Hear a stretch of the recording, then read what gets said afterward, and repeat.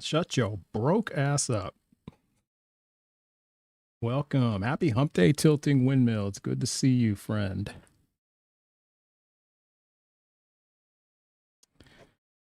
It is hump day, right? Yes, it is. Just making sure. Days are all running together for me. Thank you, Reckless. Thank you, Don. Appreciate you. Hope everyone's having a good Wednesday. Let's mash that screen. Let's get those likes going. Get those shares going. We can get some folks in here, have some conversations. Maybe a crash out or two. Mash it like potatoes. There you go. You know, yesterday was pretty prolific. It was a special day yesterday. I had never seen so many crash outs yesterday.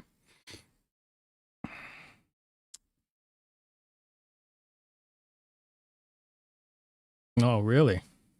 Lots of crash outs and a lot of lives. Well,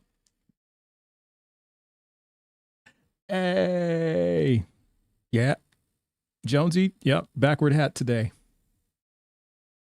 Well, right on, Windmill. We're just glad you're here. Even if you're just listening passively, I'm just happy you're here. So anything past listening is a bonus. And speaking of bonuses, there's Blaster Master 80. Blaster Master 80 is a bonus to all of our lives. Ragizi, there's another bonus.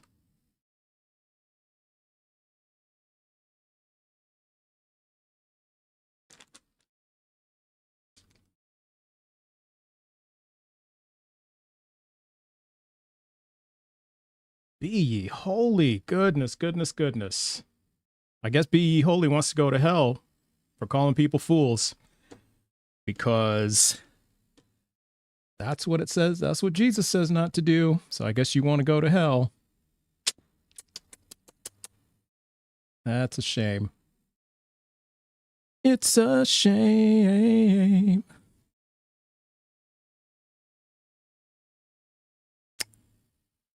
That is a shame. Yeehaw! Now I had two hats on. Thank you for the cowboy hat and the Go Populars. Marjorie, it's good to see you.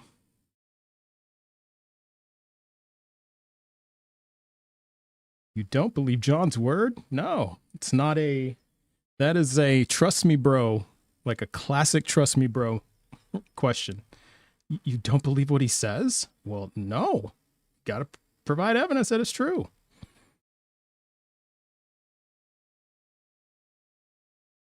All right, let's see who we've got in the queue. But I gotta log in with my alt account because I'm tired of this stupid live studio clicking this stupid button 20 times. So we're just gonna see who's up in there.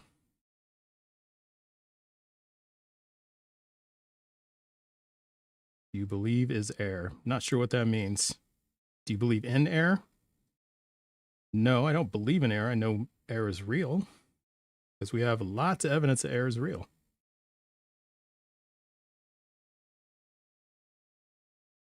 You should look at my profile because I actually have a video about that. And dude got ratioed. Oh, it's DeantheDude. It's back for more. Right on, man. Back for another round. I like it.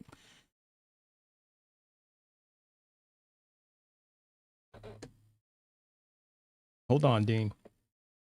We'll get you up in here in a minute.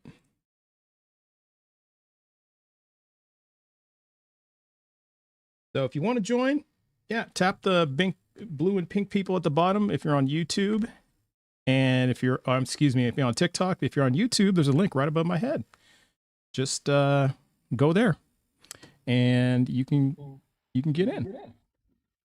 Oh, got to mute the other mic. Okay. So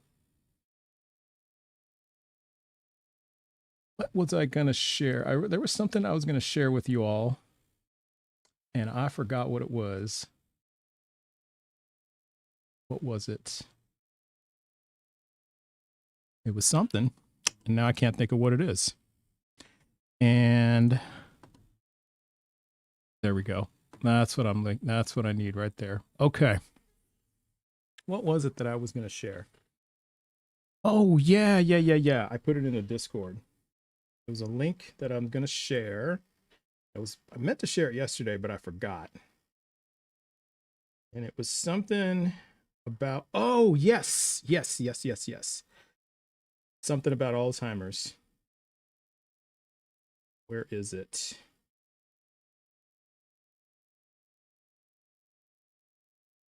Okay, and we are on the verge of having another political live. I said I'd do another political live at 18,000 followers, and I'm currently at like 17,000, like 800 and something. So we could hit that today. We possibly could. It's possible. And so if y'all want a political live, then let's get some follows up in here. And this is follows up on TikTok. I can't find it. Oh, maybe I put it into Science Debate. Maybe that's where I put it. Yeah, I think I did. Ah, there it is. Yes. Okay. This is it. So the link is, okay, so it's SciTech Daily.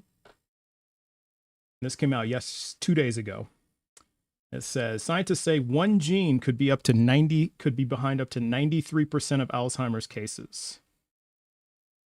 So this kind of goes along with, my talks about Edwards syndrome and Lesch-Nyhan syndrome.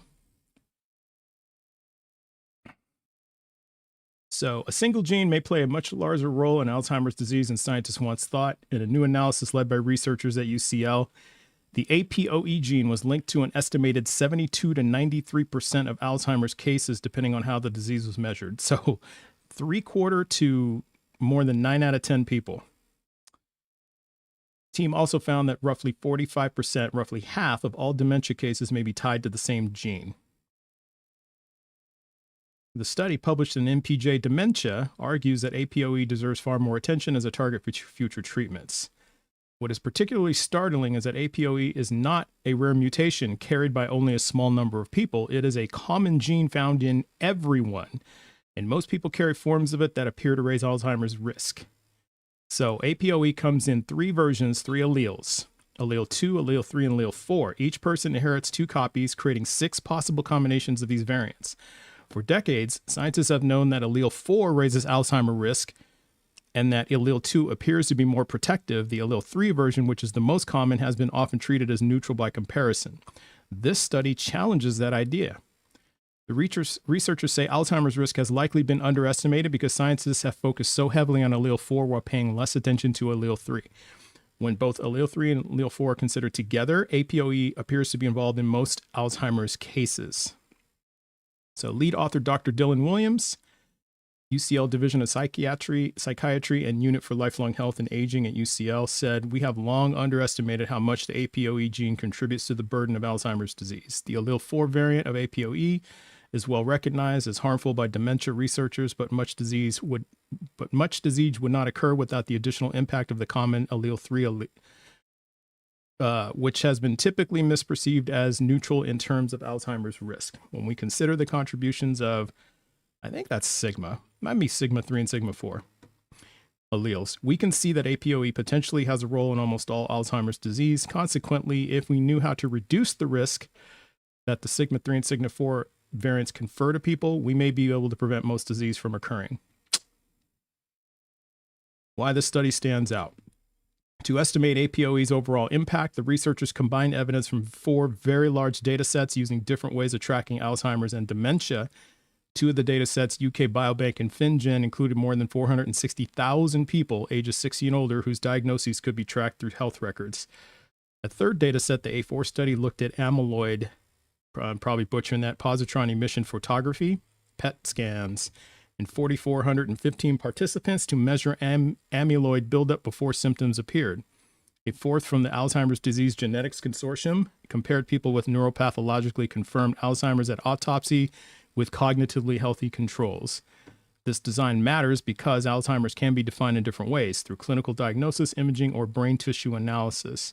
Combining these approaches provides a more complete picture of APOE's role. The researchers also use a rare but important comparison group, people with 2 copies, considered lowest risk. Large data sets made this possible, allowing clearer estimates of how much risk is linked to the more common sigma 3 and sigma 4 variants. Could be E3 and E4, I'm not sure. This researchers estimate that 72 to 93% of Alzheimer's cases may be tied to the 3 and 4 variants of APOE. For dementia overall, the gene may account for about 45% of cases. These figures are higher than earlier estimates, largely because the study considered the combined effects of both 3 and 4 rather than focusing mainly on 4 alone. Differences between the 4 data sets reflect how each study defined and measured Alzheimer's and dementia. Some relied on clinical diagnoses, while others used brain imaging to detect amyloid pathology. Variations in follow-up time and participant selection may also have influenced results. Overall, the combined evidence suggests APOE is responsible for at least 3 out of 4 Alzheimer's cases and possibly more. 3 out of 4. The findings indicate that APOE should be a central focus on research on disease mechanisms and drug development. Dr. Williams said there has been major progress in recent years in gene editing and other forms of gene therapy to target genetic risk factors directly. Moreover, genetic risk also points us towards parts of our physiology that we could target with more conventional drugs. Intervening on the APOE gene specifically, or the molecular pathway between the gene and the disease, could have great and probably underappreciated potential for preventing or treating a large majority of Alzheimer's disease. The extent to which APOE has been researched in relation to Alzheimer's or as a drug target has clearly not been proportionate to its full importance.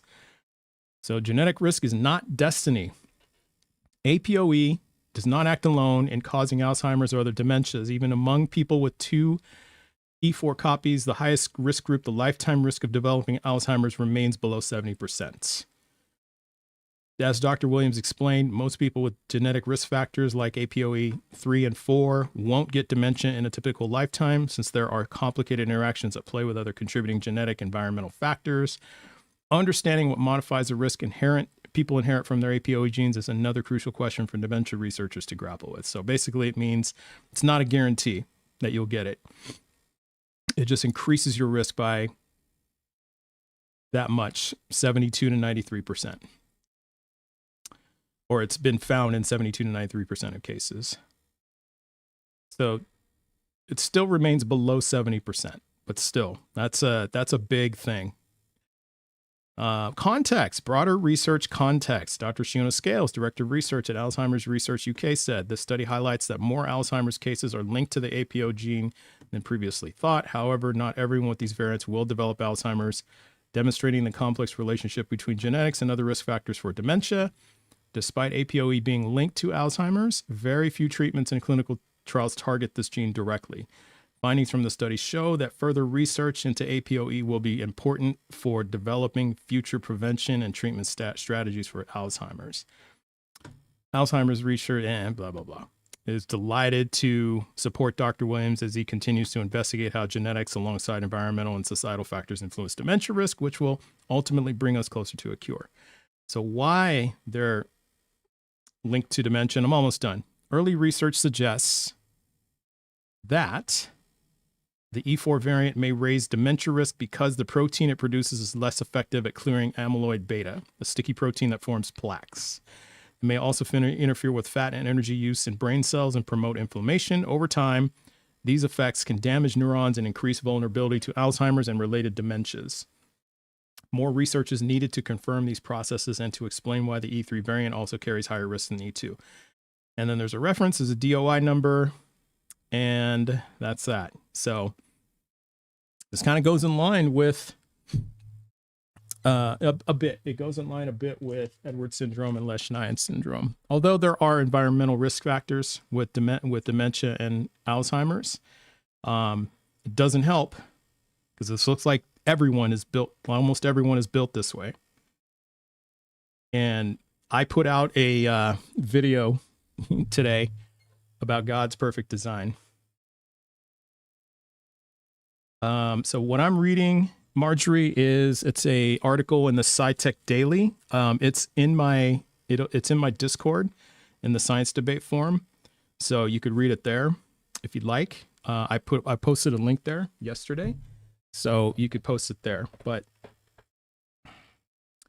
it is a pretty significant discovery, and it's going to lead to other things in the future, I think. Now, we do have it. I think it's peer reviewed. Pretty sure it is. I mean, I'll have to look into it more. I don't want to spend a whole lot of time on it, but it looks like it is. But this study was published in January 9th in the MPJ Dementia Journal.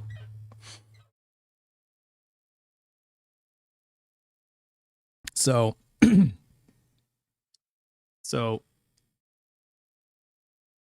this kind of, if we're looking at Psalm 139 verse 13, that God formed us in the womb and stitched us together, then in 72 to 93% of people, God stitched us with these variants of these alleles, and in which people carry a higher risk. So I'm just saying, it means God knew that people who have Alzheimer's would get them. God knew that they would get them, that they would get it. So, that's a problem. All right. So, yep, keep tapping that screen. You guys are doing great. And let's bring up DeantheDude, who is a returning guest.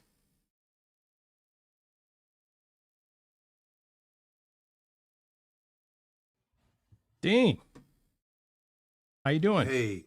Hey, what's going on? Oh, I'm good, man. I'm good. All right, it's good to hear. Everything is well. Good to hear. Good to hear. Grandkids. All right, it's good to hear, man. Good to hear. Bam, everybody good? Yeah, everyone's good. Everyone's good. So, yeah. Glad to hear that. Good to hear that. Yeah. What's on your mind? Well, your prompt here. I think the best evidence for that God is real is the one that convinces you. Okay. I think it's as simple as that.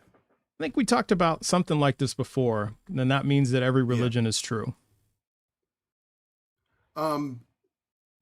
Whether you believe that or not, I mean, I'm just going with the prompt of what you're saying, the best evidence of God, right? Yeah. So before we jump ahead to the religion part, I'm just saying, as far as the best evidence for God is real is the one that convinces you. All right. Right. So every belief is true then. Like, I think for atheists that just say they don't believe in God, I think they just haven't had evidence that convinces them. I think there are people that, I think that there are, and then, well, you know that as well as I do, there's plenty of atheists that are not atheists, right? Because something happened, right? And they're convinced that God exists. And then there's stories like yourself that, you're a Christian for so many years, or you grew up in it. I don't know what your conversion was like. I don't know what your, slow and painful, what that experience was like. what that, well, oh, you mean my conversion of Christian? Well, I was never really, it wasn't really a conversion. I was born in it. Okay. But I believed it pretty hard. I was curious about that. Yeah, I believed it pretty hard about that. Yeah.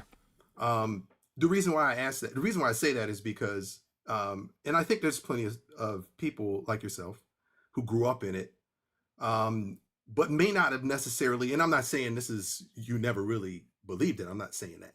I'm saying that there are some people that, like yourself, that were quote unquote Christian, but as far as an experience that convinced them, or an experience that, oh, dang, I'm all in. Like, Lord, I give my life to you. I commit to you. What you've done for me, I'll never forget. And it's something that, it's an experience that happened, something that happened with you that it wasn't necessarily someone convinced me or someone prodded me for these years.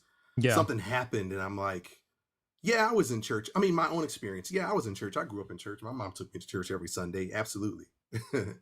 But there was a point at church, maybe around 11 or 12, where I made the commitment myself. Like I went Mm-hmm.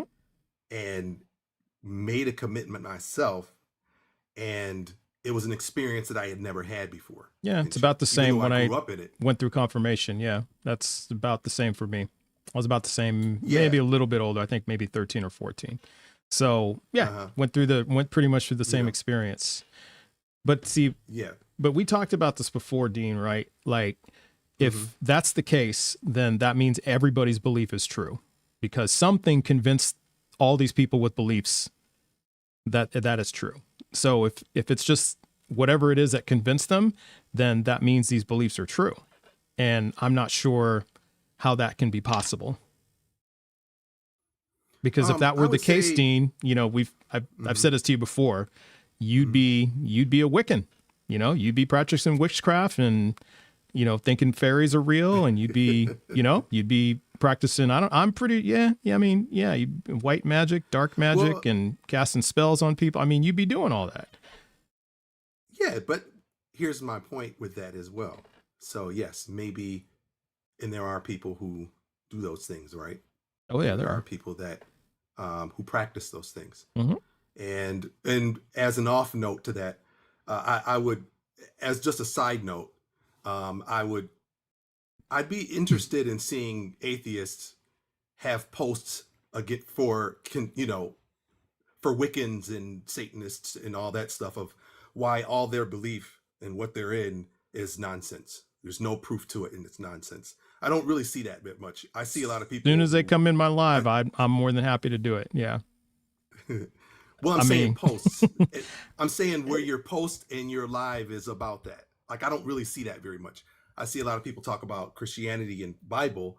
I don't really see too many atheists who have posts that say, accepting all Wiccans, your belief proved to me. What's your proof? Right? So Yeah, nobody that's would just a come side in. note. That's not the, Because there's no You know. Wiccans out there. Nobody would come in.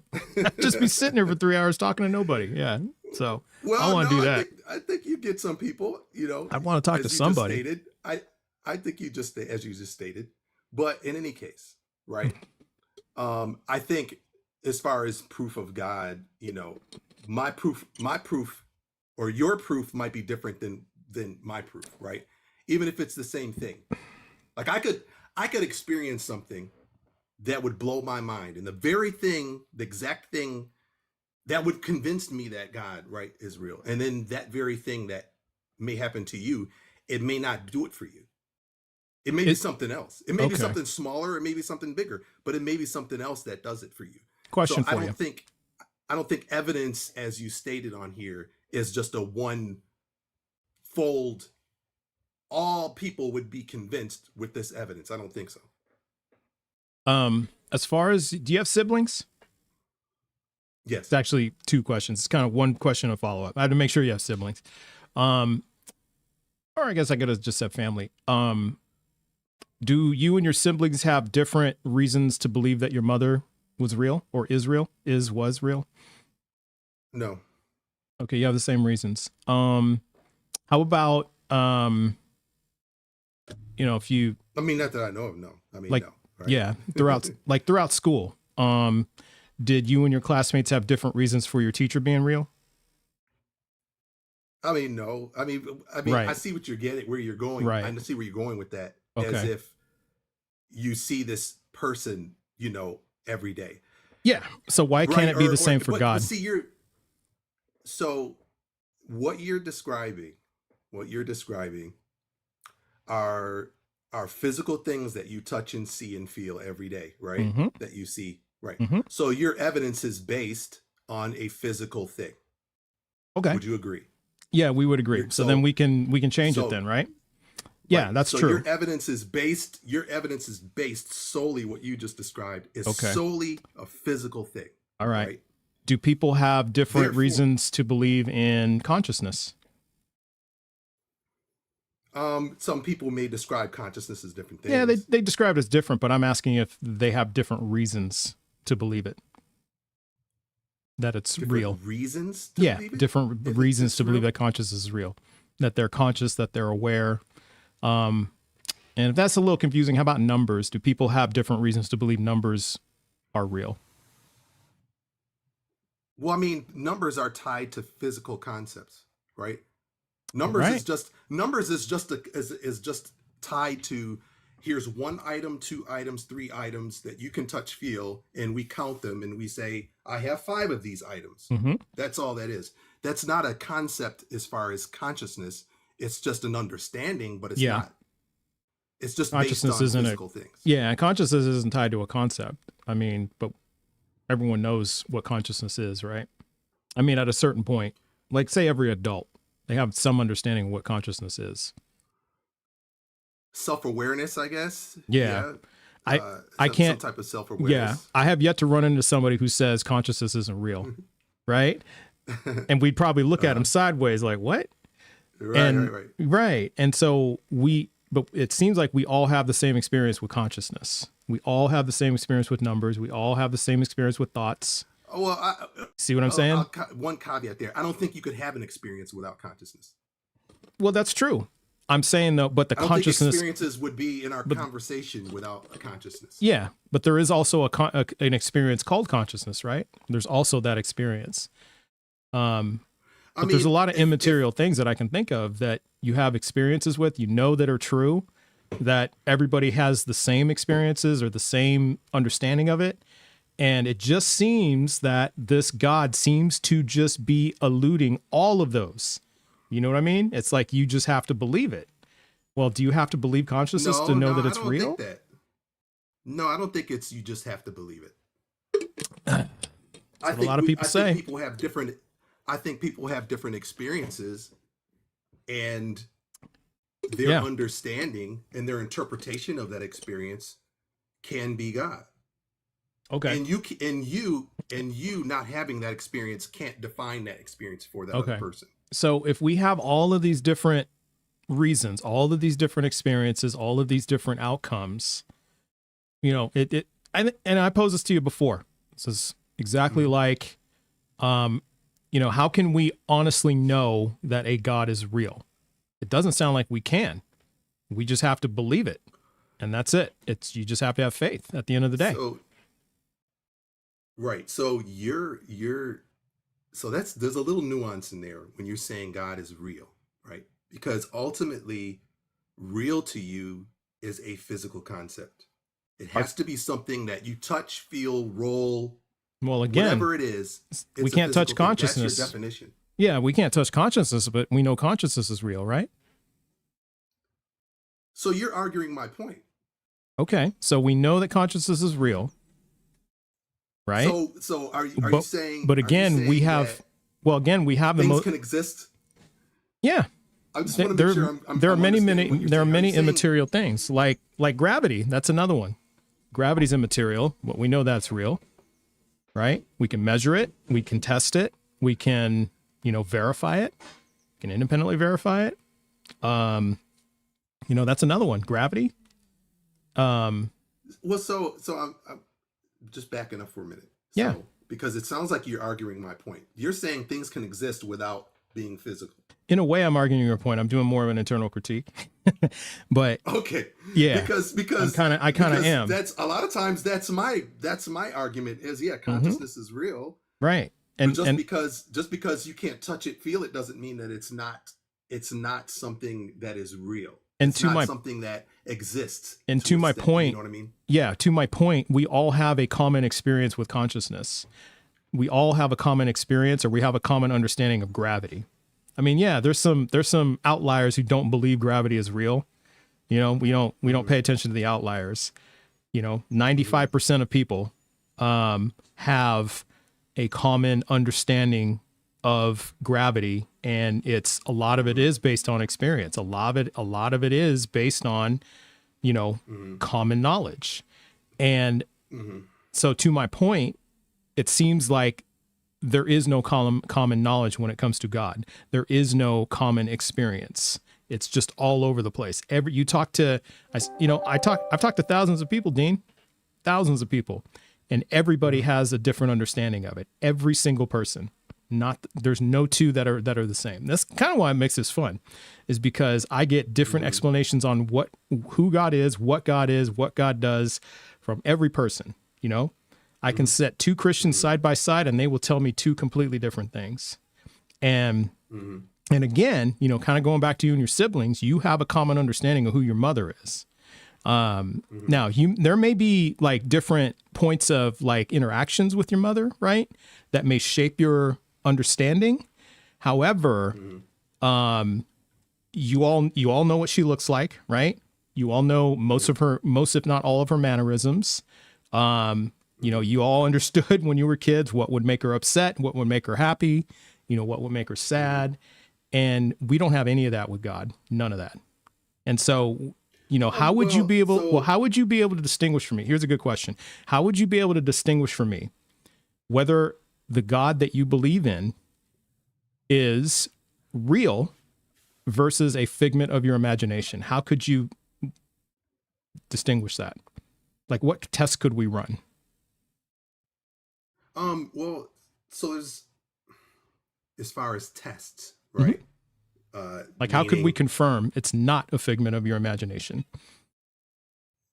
So the only way to confirm something like that, I think you're getting back to some type of physical nature, right? Some type of, because again, we can do that with consciousness. We can do that, and consciousness isn't physical in nature. We can do that in gravity. Gravity's not physical in nature. So no, it doesn't have to be. It doesn't have to be physical. Okay, so let's say this measurement, right? How would you measure it? Well, I'm asking you. I have no idea. Right. So here's the thing, is what I started from the beginning is evidence. That's why I said evidence is the thing that convinces you, right? Okay. That's first. And then we're kind of back all the way to the circle that right. Then that secondly, means every belief is true. You're talking about, secondly, you were talking about the relationship with your mom or whatever, your mother, right? And that there's all these different consciousnesses or experiences, and there's no one same thing, right? Yeah. But your mother, you would say your mother has the same personality, right? Like her personality hasn't changed, right? Yeah. You would say now there's she different is who she is. Yeah, there's different aspects to her personality, right? Because we don't see a side of everybody all the time, right? So correct. I saw a side mostly of her as a mother, but I didn't see the side of her as a wife all that much. I didn't see the side of her as a friend all that much, In some I saw glimpses of it, but I didn't see all aspects of it, And and so it's nuanced, so like you said. That's where right. Like so in that sense, if you ask me my experience with God, and it needs to be, and how do we test it to be the same experience that you would have with God? Well, there's two different perspectives there, right? Just like you would have two different perspectives about the same person. If you have one friend and you have another friend that's a friend of your friend, right? He might have a different perspective of your friend. You may say, oh, my friend's the most loyal, greatest guy. And then you have another guy that says, yeah, he lies on occasion. He's not the most dependable person. That's his experience. Doesn't mean that guy is different. Doesn't mean it's just two different people. Now we are talking about whether or not he's real. Different perspectives. Yeah, there's perspectives, but the commonality is both of those point to him being real, right? Yeah. And we don't have that with God, because if we go back to your point about, well, it's whatever convinced you, whatever evidence that God is real is whatever convinced you that is true, then that would mean by taking that sentence, then you would agree that Bigfoot is real, right? Because there's people out who have had experiences or they have evidence that convinces them that Bigfoot is real. So that means Bigfoot is real, right? So for me, right, I may doubt that. I may say, I don't really know if Bigfoot is real, right? But for me to say that person's lying and he did not have that experience, I can't say that, right? Yeah, I've never said that. I've never said that about anybody. Even your Red Dragon example that you've used plenty of times. Oh, right? come on now. It's invisible fire breathing. Never said it was red. Right, yeah, what's his name again? What's his name? I can't remember. You said something. Okay. Fire breathing dragon. That's fine. I can't remember. You used a name. You used a name before. But Yeah, I can't remember what it was. But Hector. Hector. Hector. The fire breathing dragon. Right. Yep. And I remember specifically saying, I might be inclined to believe you. Right. I remember that and the a long reason time why ago. I remember the reason why I said that is because I cannot. So let's say we're buddies. I know you. You're a great guy, right? And we have a pretty good relationship. And I know that you are a straight up person. You're not loony. You've never been to a mental hospital. You're a straight up person. And if you came to me as a friend and said, bro, I'm trying to tell you what I saw in my home, man. I saw this fire breathing dragon, man. It scared me to death. Dude, I don't even know if I can really go. I don't know if I can go back in my house because I'm afraid. And I said, dude, you're lying. Right? Now, if we built that kind of relationship where I know that you're not lying, I know when you're telling the truth, and I know that you had a real experience with something. Okay, maybe it's an illusion. Maybe it's something that I don't quite understand what you're seeing. But to say I don't believe you, that's different. Okay. I think I could say I believe you. Maybe what you saw is something I don't understand. Maybe it was something that was an illusion. Maybe you are. I don't know what the deal is. But to say I don't believe you, I can't say I know you enough to say, hey, I don't think you're lying. Okay. Right? I think you're telling the truth. And I think you had a real experience with something, though I don't know what. I think you I should make a distinction then, because I don't think I'm not at all saying I don't believe you. I don't believe the claim. And that's different, right? So if the claim is, yeah, there's an invisible fire breathing dragon, it's in my house. And again, if my friend, let's just flip it around a little bit. You said that to me and we're good friends. Yeah, I'm going to believe you, Dean. I may not, I'm probably not going to believe your claim. And so I would say, okay, well, Dean, I believe you saw or felt, whatever, a dragon. I believe that. Let's verify it. Let's make sure you saw what you saw, because you would understand this is a very extraordinary claim, right? You would understand. I would say that to my friend. You understand this is, people just don't see experience invisible dragons breathing fire every day. So it's not that I don't believe you. I believe you, but let's verify what it is. So let's go find out. And that's how I would approach it. That's what I'm doing here. So I believe, because I've said that to you multiple times. I believe you've had your experiences. But again, what I'm trying to find out is, how do we know it's God? Because it could have been a multitude of other things, right? Could have been a multitude of other possibilities. And I want a method in which we can rule out all the possibilities and everything points to this God. You see what I'm saying? I think, yeah. I know what I mean? And that's a logical thing. I'm not going to argue that for the sake of arguing, right? I'm not gonna do that. I'm not gonna be disingenuous like that. Appreciate that. But what I will say that there are many people that have those same experiences or very similar experiences. And I'm not just about NDEs, because I know I've talked to you about that before. But there are many people that have had very powerful experiences that just aren't, without a doubt, I'm just being imaginary. Right. Okay. There are some people that have been physically affected by certain things. Without a doubt. There have been people that have dabbled in those Wiccan, agreed. 100%. Those spiritual things. Yep. That 100%. have come out of those things and consistently will say, man, an entity tore me up when I came to Christ. But 100%. I feel so much freer. 100% agree. 100% agree. There are plenty of thousands, if not millions, of stories of that, right? Yeah.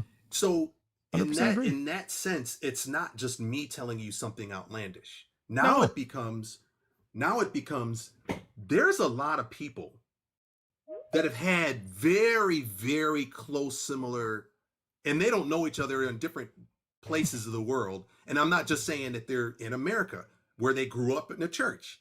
This people in different countries all over the place, right? I haven't gotten to the other belief systems yet. We'll set that aside.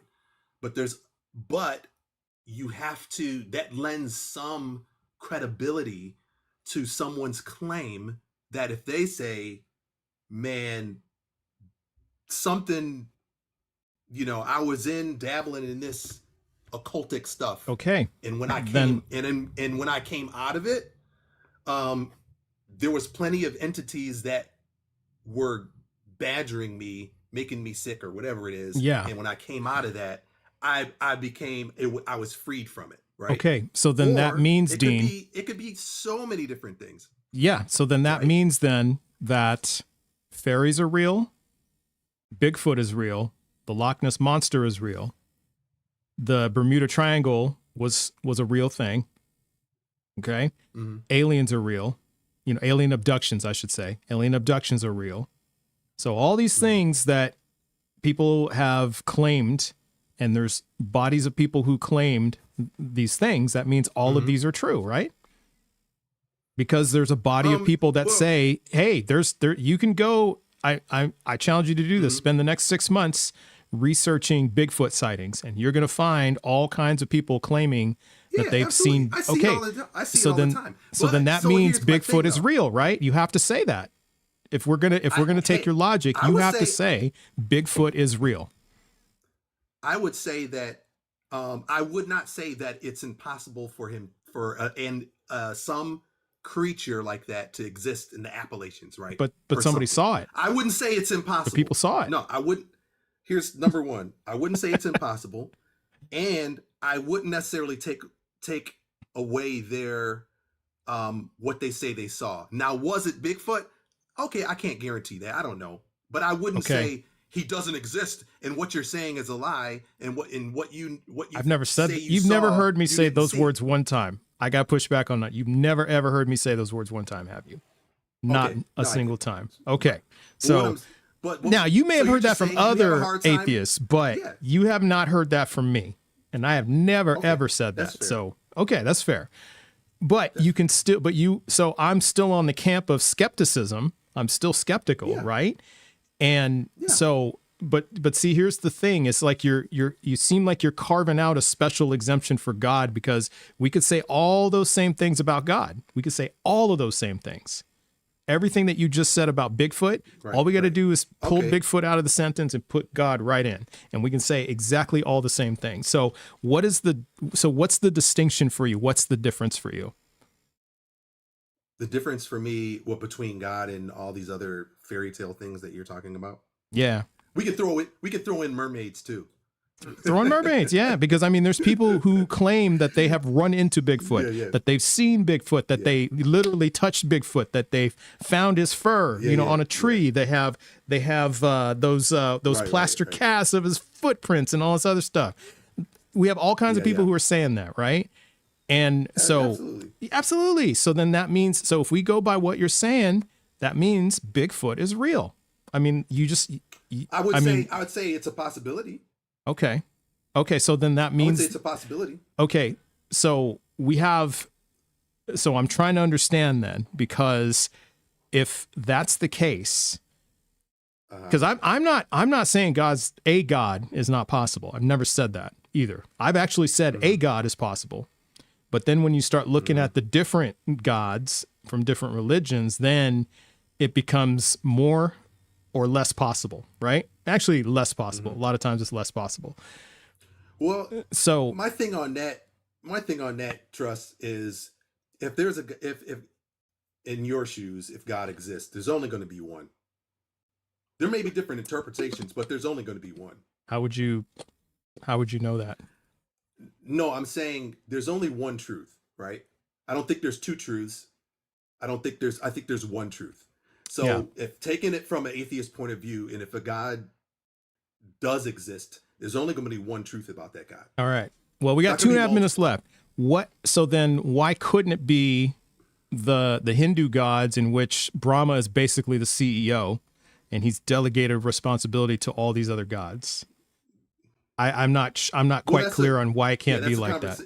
We got 2 minutes left. That's a conversation for another day, right? Yeah. But what I'm saying is, all I'm saying is, there's nothing wrong with saying there's only one truth. So therefore, if no, there's nothing wrong with that. There's only going to be one God. Okay. Right. So there's just nothing wrong with that. Yeah, it's just, but that's a claim, right? It follows logic. And we have to, I don't think it does.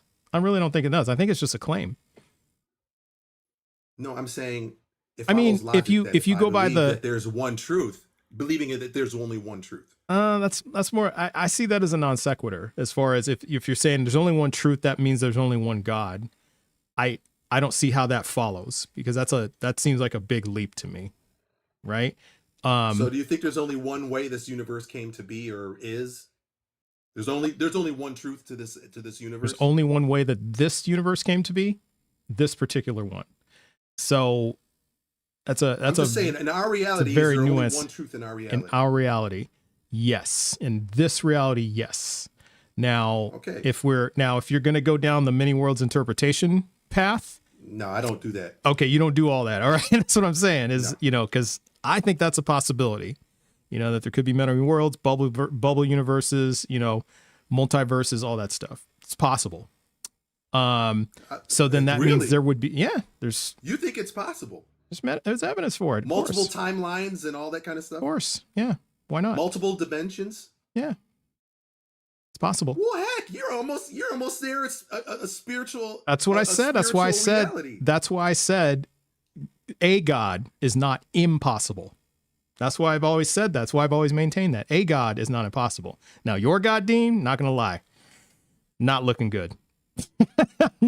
I can't lie to you, man. That's another conversation. Whole different conversation for a different day. Yeah. Yeah, I know the road that you go down. Oh, I know. But yeah. So if you're talking all these different realities and different dimensions and things like that, it's possible. Then spirituality would fit into that. It's possible. Spirituality to me is really just a different dimensional reality where our consciousness travels over. The difference being, though, is that, we, with these possibilities of like many worlds and, multiverses and stuff, we have some evidence for that.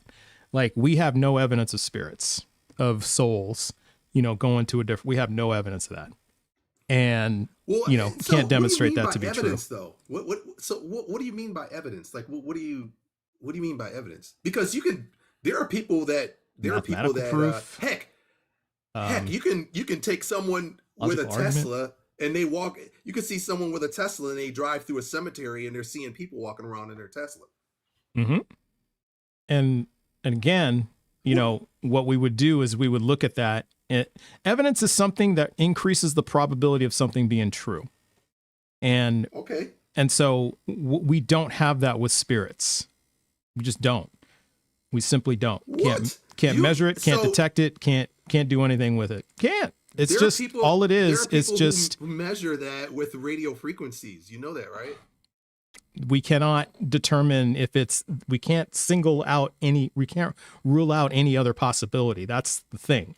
We can't say that it's more probable that it's spirits than it is interference from a tower, because lots of things give off radio frequency, Dean. It's just not, Yeah. So that's the thing. You can't distinguish. You can't. Like I said, increases the probability of being something being true, and we have no way to do that. So I don't know. I think there's a big chunk of reality that you might. Oh, I know you do. Because there's a lot of research on that. I know there's you think that. Research well, but Ghost Hunters on TV isn't research to me. I mean, there's some scientific validity to it. Well. Okay. Well, you know what? Maybe you start with a baseline. You have a certain equipment that measure that baseline. And if you have differences in that baseline, depending on what you do or what you say, then you've got entities or things. That's a scientific study. Okay. Well, listen, that's Dean. an experiment. Okay. Listen, they have voted to move on to somebody else. However, Sure. What I would do, you know what? This is a conversation we can have next time. How about you come back with some studies and we can look at them together. and we can talk about it. How about we do that? Yeah, absolutely. Yeah. That's fine. Studies on ghosts. I'm looking forward to it. Yeah, do some research on that. I will. All right, Dean. Well, hey, man, it's always good talking to you. Appreciate you coming up. Yeah. So, hey, enjoy the rest of your day. Man. Of course. Of course. Yeah, man. Appreciate it. All right, man. See you. Take it easy, Dean. Yeah.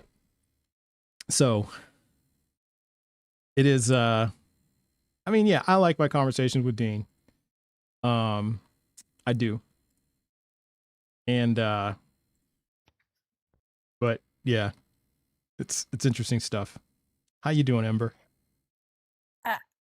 Ghost hunters. Ghost hunters. I just ghost hunters. Sure. I do. I do. You know what the green cameras, like the infrared or whatever they are, the night cameras. Yeah. And the EMF readers. Mm-hmm. Look, I played Phasmophobia on the computer. I cannot. My friends and I cannot figure out how to play it for beams. Phasmophobia. Yeah. On the PC. That's hilarious. Yes. So I know EMF reader, got a voice box. Chat, they're killing me today. Ember's killing me today. They're killing me. Oh my goodness. But yes. I do enjoy conversations about ghosts though, because I do think it's fascinating to hear people. They're fun. They're talk fun conversations about them and the people who believe in them and stuff. So, yeah. That's fun. It is fun talking about them. I will do my announcement. Hello, everyone. Welcome to Trespa Verifies Live. I am so proud of y'all. We have 166 people in here. We almost got to 200, but we already have over 50,000 likes. Thank you so much. Dope. Nice. Yeah, like the past couple of Wow. days, I expressed my disappointment because we only had like 18,000 by the time I got up here after the first guest. But look at this, Hiatismal. 52.8, and we are going up so fast. So thank you so much, you guys. This really helps keep us on the FYP so that we can continue having these conversations with people. We really appreciate you. I think that's really awesome that y'all are engaging in chat. You are liking, I've seen you sharing and reposting. Continue to do that. Make sure that you send your daily heart me's so you can continue doing that. If you're on YTube, just make sure you're liking the stream so that we can make sure to keep that up as well. And we appreciate you, YTube. We don't reference you enough, but we know you are there. You exist. And we appreciate you. Yes. And if you want to YTube chat is valid, just saying. YTube chat is valid. Yes. Hello, Pseudo V Science. I see you. V Science, we see you. Yes, love it. So just please be patient. We are going to get through this. If you want to engage with the live in a way that supports the stream even more, you can, when the guest is up, if you are wanting to move on to another one, you can fill up the live goal. It's 25 Let 'em Cooks, and that will start an early kick poll. And if you just want to remove the guest, you can send a jellyfish. And then on YTube, it's $5 super chat and $10 super chat. So you can see that on like the kind of menu thing. We have a Discord. No, wait, I will wait to talk about the Discord. Follow Trust on all of his streams on the Purple app, which is Twitch, and then YTube, and obviously TikTok as well. And make sure that you are looking at the memberships there. If you're able to support him in a more consistent way, there's different levels. Let's see here. Yes, we do have a Discord. It's open for anyone. We are starting some fun things in there. We're going to get the bingo set up soon. Yeah, but we took suggestions and we're going to get that set up. So it's I'm thinking really like fun. Friday. That's what I'm thinking. Because I'm pretty sure you and I are doing our thing tomorrow. Yes, which I was going to announce that as well. My bad. Oops, I ruined it. A spoiler. Okay. Spoiler. My bad. I'll talk about that at the end though. All right. But But no, you're good. You're good. But yeah, so Discord, really cool, open to anyone. Go to the link tree in Trust Bio for it. And yes. Then what else am I missing? Okay, chat rules. No spamming, no preaching in chat, no praying for people without consent. I've been seeing a little bit of that today. Please don't do that. It's awkward and makes us feel weird. Yeah. For Christians, it makes you feel better. It makes us feel strange Mm-hmm. when you do that. Like needing to take a So shower afterwards, strange. exactly, Mm-hmm. and kind of condescended too. It Yeah. more feels Yeah. condescending than anything. And yeah, no caps lock. And also, because I've been seeing it so much lately, I don't know why. No ableism. I wish that I didn't have to say that, but please no ableism. Yeah. Don't say anything about like the guest's intelligence, their IQ, Use of the R like word. Yeah. yeah, any of that saying they're slow or anything like that. Ableism is not tolerated here. It's just not okay. We're not going to do it. And this is friendlies as Uh, well. Yeah. yes, Friendlies, yeah, non, anyone. ops friendly, anyone. Mm-hmm. Yeah. So Mm-hmm. let's just watch that. That's true. Exactly. So yeah, and the final thing is that yes, Trust and I are doing a political live tomorrow. We are going to be discussing trans people. We're not debating trans people, but we are discussing trans people. And then we'll have a topic about race as well. So Mm-hmm. we're super excited about it. Yeah. So make sure that you tune in because we always have a lot of fun. Mm-hmm. Well, we've only done it once, but every single time we discuss on panel together, we have a lot of fun. Yeah, So we do. We do. Most yes, Yeah. definitely pumped about it. So Yeah. I think that's everything. I know I talked a long time. Thank you so much, everyone, for 4 your o'clock patience. Eastern time. Autismal equinox. My bad. Sorry. Didn't mean to interrupt. Oh no, you're good. Mhm. Yeah. So 1 o'clock Pacific, 4 o'clock Eastern usually goes about 3 to 4 hours. Mm-hmm. And yeah. Oh no, 3 pips. Oh no, 3 that's so pips. sad. But happy birthday to Mrs. 3 pips. Yes. Yeah. Yes. Yeah. But yeah, keep tapping, keep engaging, chatting, all of that good stuff. And I will see y'all in chat. Yeah. And thank you, Ember. Absolutely. I saluted. I don't know why y'all can't see me. give them some W's. Okay, extra W's for the salute. Oh man. Ember's awesome. Oh goodness. Yeah. So I'm really excited about tomorrow. So that's gonna be fun because we had a lot of fun last time. It was fun last time. It was lots of fun. All right. So let's get back to the talks.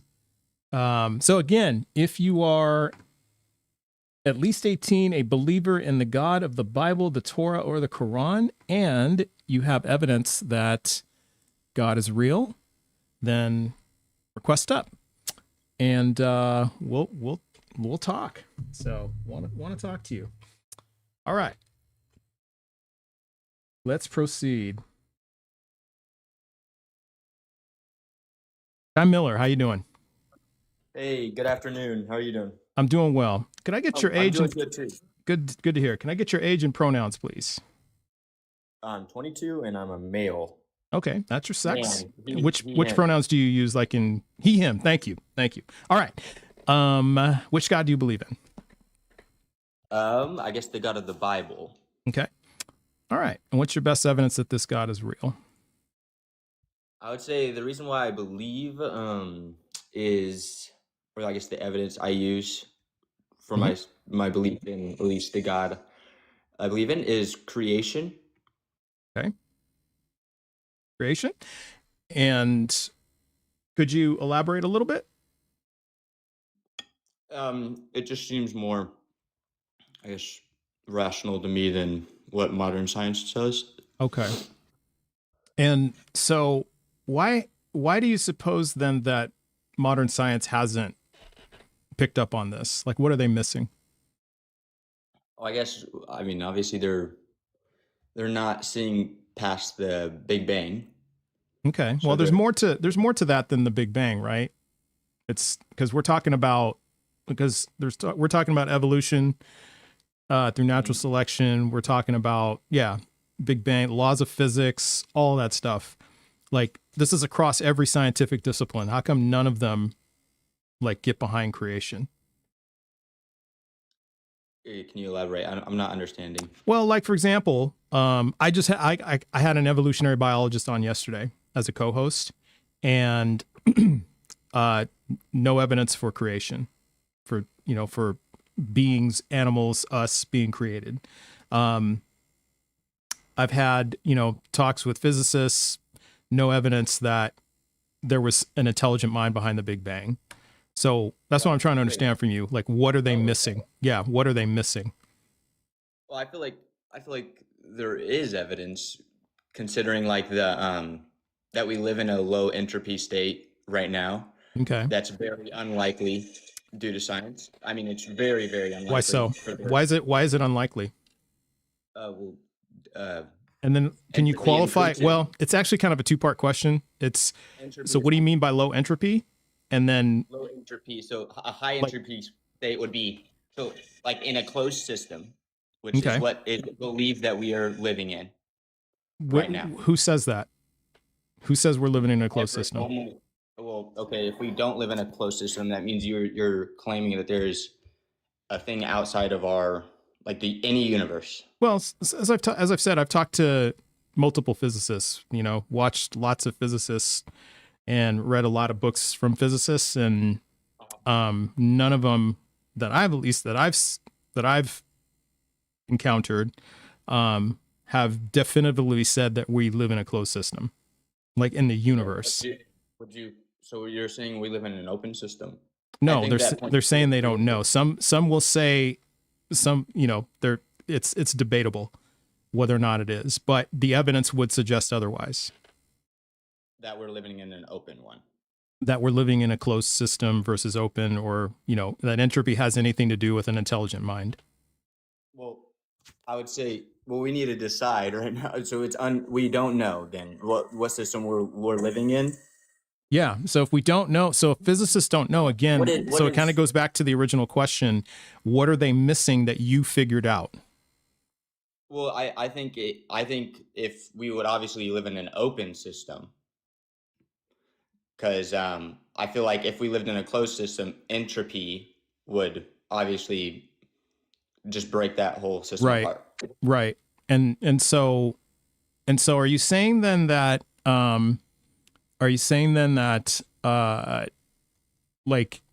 so entropy within a closed system is impossible? No, I'm saying that it is possible. It's or high entropy, I should say. High entropy in a closed system is impossible? No, that it's definitely possible. It will happen, giving an infinite amount of time. Okay, so what is your evidence then that the universe is a closed system? I'm claiming it's an open system. Okay, the universe is an open system. God's outside of the universe, and I think that there's things outside of our universe, and I think to believe that there's an open system, I think you're pointing to a creator at that point. How so? What do you mean, how so? Because you're saying there's things. Yeah. You're saying there's things outside of everyone's universe. If you that's not what an open system is. What's an open system? Open system would be like energy can go in and out. And matter can go in and out of our universe. That's an open system. Let's verify that. I don't know if that's true, but fine. Open system physics. It's a region of space or collection of matter that freely exchanges both energy and matter with its surroundings. So that doesn't say anything about things leaving and coming back. It just says it exchanges energy and matter with its surroundings. What does that mean? So, like for example, it would be leaving our universe if it's exchanging. Like if I exchange my apple for your apple, I would no longer have the apple I had in my hand. I would have your apple. Okay, so why does it say a region of space or a collection of matter So like it could be a region of space that could be an open system. So there could be places in the universe that are open systems. So how do you apply this to the, because you're saying the entire universe is an open system, but how do you, how did you determine that? What's your evidence of that? So I just don't understand how a universe could be open and closed at the same time. Well, lack of understanding isn't evidence, right? Well, I think our universe points to it's open. And I think since like you believe in an infinite universe, I'm assuming. Mm-hmm. Well, that's where entropy comes into play. If we had an infinite past, we would be at heat death, which happens when you have infinite amount of time and entropy. Entropy is understood that things. I'm still not clear on how this gets us to God. Because all of the, we could be a closed, it could be a closed, but that's not evidence. That's not evidence. Because that's just your opinion. You're just saying it's illogical, but well, take us through the logistics of it. The logistics of it. So if we believe in an eternal universe, which I don't believe there was an eternal universe pointing to a creator. So if there was a finite universe, let's start with the universe. Necessitates a creator. Start of time, even in death. Okay. How do you know that time started? What do you mean, how do I know that time started? Well, not all, like majority of physicists have no say in the matter. They don't say time started. I think that's what we claim the Big Bang is. That's when we claim that time started. No. T equals 0. That's not true. So if we look, yeah. So the Copenhagen Survey on Black Holes and Fundamental Physics, this was November of 2024. Huh? Are like I thought we believed that I'm about to show it to you. The Big Bang comes from like it's assumed to be the other side of a black hole at the singularity. I'm about to show it to you.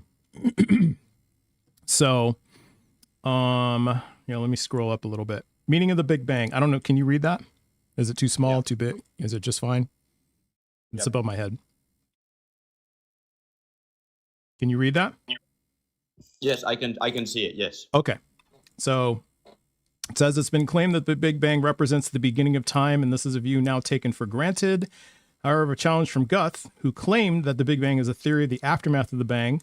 Guth is like one of the preeminent physicists of our time.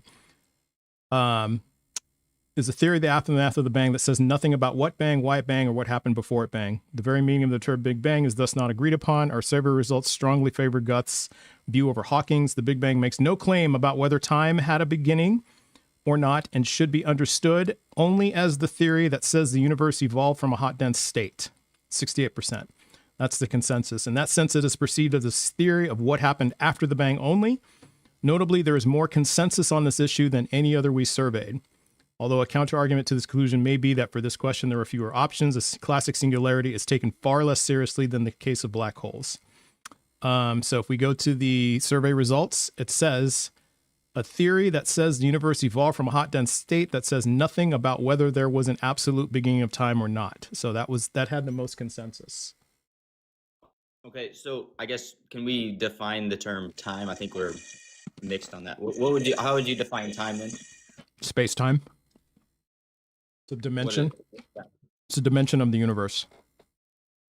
Could you clarify? So you've got space, right? Yep. Length, width, and height. That's a dimension. You've got 3 dimensions of space. Length, width, and height. Time is one of those dimensions. It's a 4th dimension. So it's interwoven with space, right? So would there have to be space for there to be time? Does there have to be space for there to be time? According to Einstein, yes. Okay, so if we believe in an infinite universe, which I think logically that does not make sense due to laws that we understand, like thermodynamics, we have to believe in a start. Why are there physicists who disagree with you then? Are you claiming there's no physicists that agree with me? I didn't say that. I said that why are there physicists who disagree, like PhD physicists who have doctorates in philosophy and physics, why do they disagree with you that it makes no sense? Like it's the same thing that if a physicist agrees that it's a moot point. It doesn't make that doesn't. Well, I'm make trying to get you to explain why. How come they don't agree with you that it doesn't make sense? You're just saying it doesn't make sense, but why? Why what? Why do they? Why doesn't do an they infinite believe universe that make there's- sense? I mean, maybe it's misunderstood by them or more understood by others. People can have Okay. two. Well, then No, no, people so then can- that means you understand it better, right? So how do you People understand can it have- better? Well, I mean, I guess it goes with the laws that they're claiming. It goes with the laws that they're claiming? Yeah, Well, so most then are you physicists saying that agree, PhD physicists don't understand the very laws of physics that they know about? or they reject it in certain They were scenarios? and how? Give me an example. Well, I would assume that this physicist either tries to tiptoe around, like he's saying there's fluctuations in space time, or he's saying that it's quantum level, so physics kind of breaks down at such a big level. So Can they you pull up a reject. study that says all this? Like what think papers it's say all commonly- this? That they're tiptoeing around whatever it is Well, that you're saying. If they reject, if we were to use the second law of thermodynamics, an infinite universe breaks down. It's illogical. Look it Okay. up. Explain that. Which physicist Okay. says that happens? I'll explain it from just common sense. No, not common sense. I want you to bring up a paper that I'll bring says up the second exactly law of what you said. thermodynamics. I'll bring up the second law of thermodynamics. That's a law. No, Can you I bring it want up you for to everyone I want you to provide a paper from a physicist that says exactly what you just said. Can you explain why? Why do you need a paper? Why Because couldn't you neither use of us your own? neither of us are physicists. I'm assuming you're not a physicist. No, I'm not a Is that physicist. it? Okay. I'm not a physicist either. So that's why I'm asking you to bring a paper that says, because I've read a bunch. I'm not a physicist by any means. I do this as a hobby, but I've read a lot of papers that say that. Again, I've watched a lot of physicists talk about physics. I've talked to physicists in person. Not one person has said what you said. So I'm trying to understand where you got this from. Can you at least so what have you thought I said? Like what is your interpretation of what I've said? You said because of the second law of thermodynamics of an infinite universe is impossible. I never said it was impossible. It's not probable. It's not probable. Okay, so It's more likely bring up. than not. It's Okay, more likely show me for a living paper without. that says that. Gonna have to look one up here. Yeah, Can you not look at? I'm gonna have to go off the mic. it's your claim, sir. Not my claim. It's your claim, your work. So if it doesn't make sense, then show me how.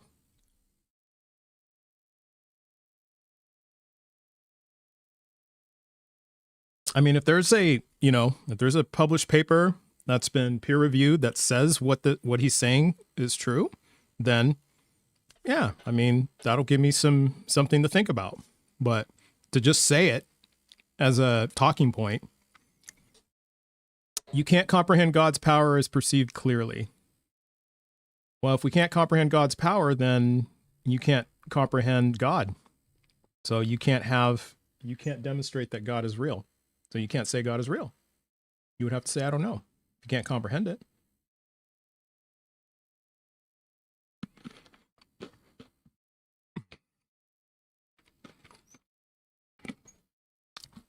Angel investor, provide a paper that says that. Big theism for the win. You know what? If we look at it as like teams in a league, yeah, Ichtheism. That's a pretty good team. Not gonna lie. There's also absurdism. That'd be a pretty cool league, huh? Like you'd have team Ichtheism, team absurdism, team what else is there? Team nihilism, team agnosticism, team apatheism. Now, I think team apatheism would just be winless. They would never win a game because they just don't care. They don't give a shit. Apatheists just don't care. So they'd be like, yeah, whatever, you beat us. Okay.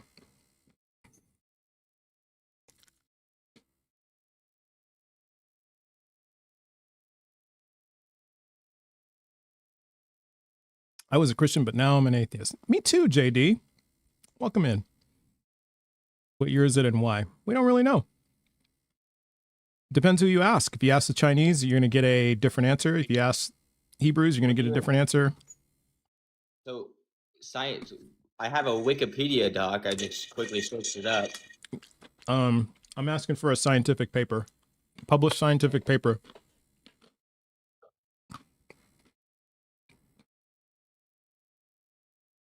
I mean, Wikipedia, I don't completely dismiss, you know, but see, the key is you go to the sources in Wikipedia and you click on those and look those up. That's how you do it. You just don't quote Wikipedia. You go to the sources. I'm on Team Nihilist. Dang it. Well, Team Nihilist, I don't know. I guess it depends what game we're playing, right? Like if it's about winning, or if it's just about playing. Children are born believers. We have evidence that that is not true. Boy, these claims are just wild. They're not really about anything. These are some wild claims.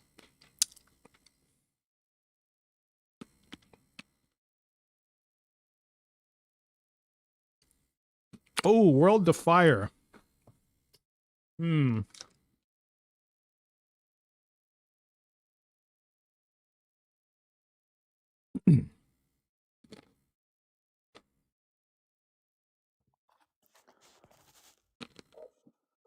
Okay, I got it. How do I share this with you? You can put it up on your screen, or I don't think you can share your screen here. You're gonna have to like point a camera at another screen or something like that. Okay, well, I don't have another screen. I'm trying to type it in the chat. There's too many. There's a character. Can you copy and paste the link? Then I'll pull it up. I tried to copy and paste the link and type it in the chat, but it's saying I wrote too many characters. Links don't work in chat. Well, if the link's short enough, I can copy and paste it into a browser.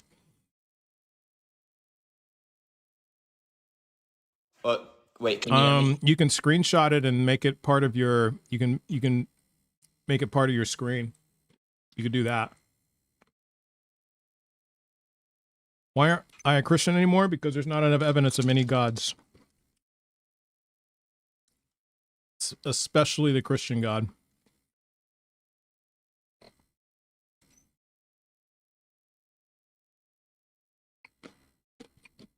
Courtney. So Courtney is talking to somebody who doesn't know what the Big Bang is. Yeah, you can give us a title, guest.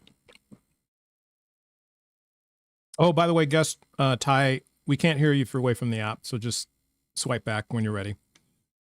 But take your time. Well, I might as well ask Gemini. And then we'll go look up some sources while he's at it.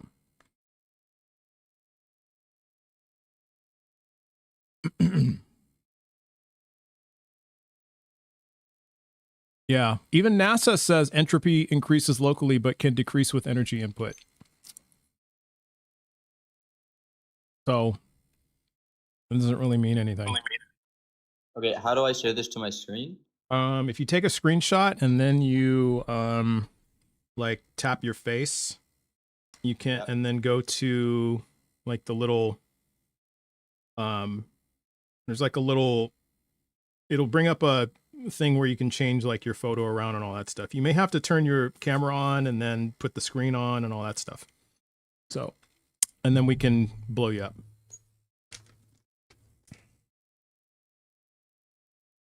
Nothing ever existed. Something always exists. A lot of scientists agree. Actually, almost all scientists agree. So I'm not sure which side you're on, Alien Brick, but okay, the only two options I have right now are to do my camera to my face and my mic. I see the other one where it says swap, and it has like two screens with a line in between, but I'm not able to click on those. Oh, I don't know. I don't know how to help you then. Could I just type? Could I just tell you the URL and? Or we could just go back to the conversation. I can tell you the URL if we. What did you do? Like what was the Google search that you used? Here, I'll try and help you out.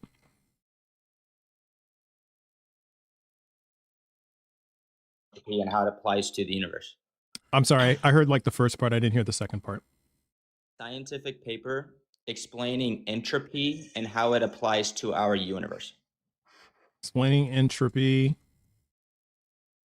and how it applies to our universe. Okay, this is in Google, right?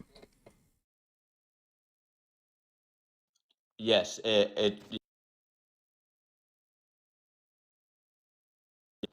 Okay. It should be gs.journal.net or something. gsjournal.net.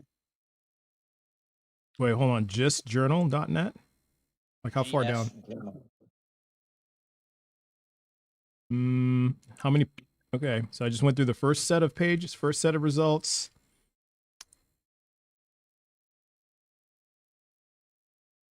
Something journal.net. Maybe you could look another word it uses is heat death. I mean, the General Science Journal. General Science Journal. Okay, let me type that in. General Science Journal. And then the problem of heat death.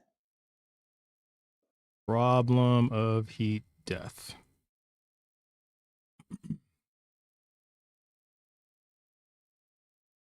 Okay, there's something from ResearchGate.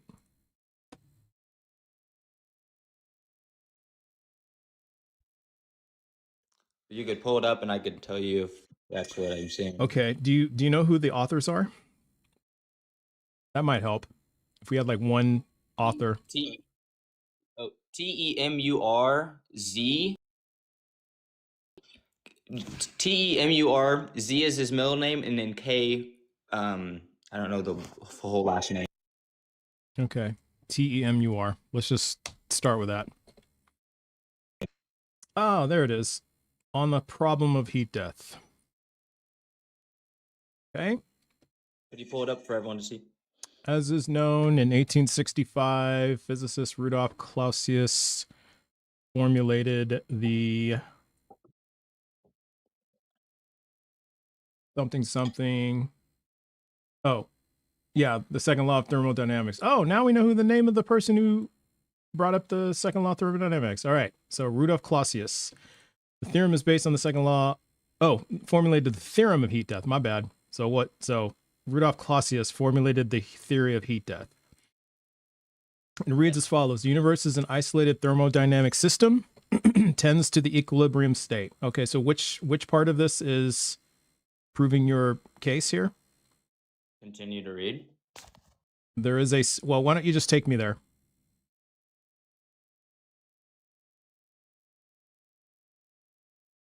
Like, give me a paragraph number or something.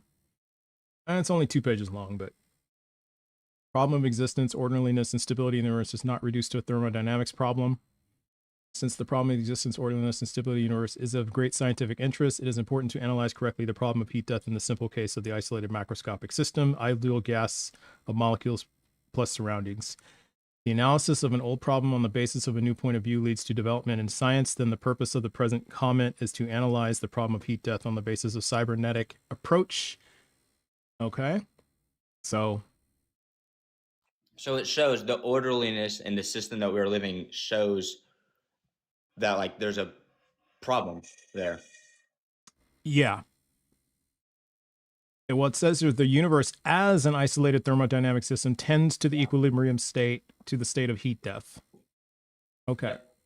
So there is a set of attempts to theoretically refute the theorem, since theorem contradicts human experience. But in my opinion, the degree of validity of the refutations is no higher than the degree of validity of the theorem, because the universe does not represent a thermodynamic system and statistical concept. So it says it right here. He's just saying it's statistically.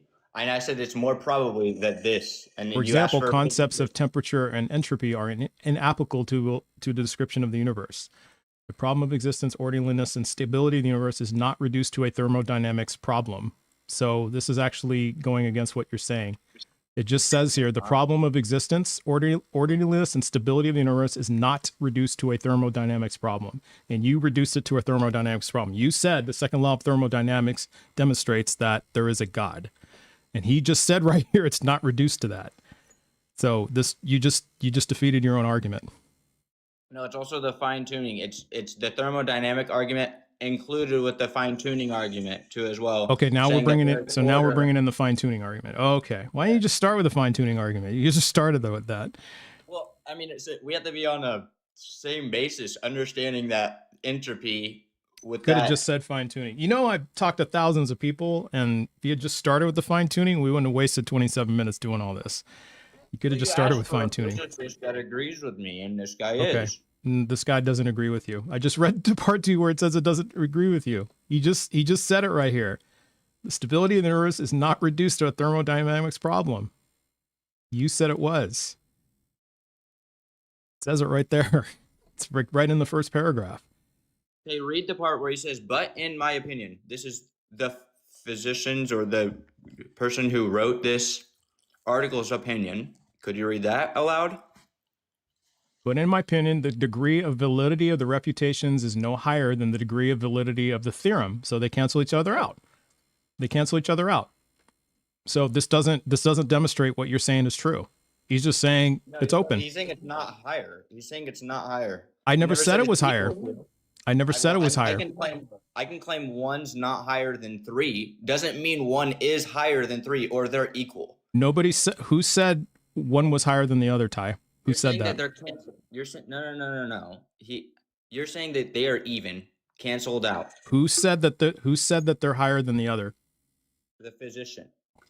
He's saying he thinks that the refutes aren't higher than it. So could he be claiming his position on it, that he would say that he believes that it is higher than the refutes? Well, you got to read the rest of it. Controlling non-heat influence is the cause of a non-equilibrium state for the subsystem.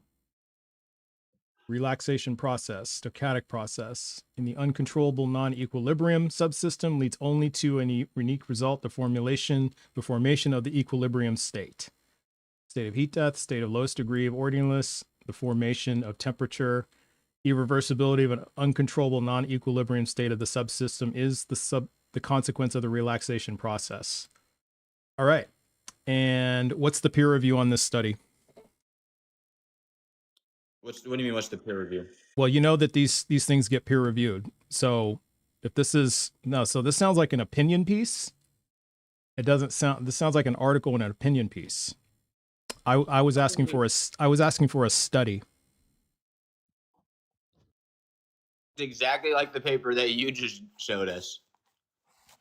Okay. Well, that's actually a published paper. You do know that, right? It's peer reviewed and published. Is this not published? Is it not on a credible website? This isn't a study. It's an opinion piece. You're right. It's in the General Science Journal. That's true. What I'm looking for is a study. A study on what?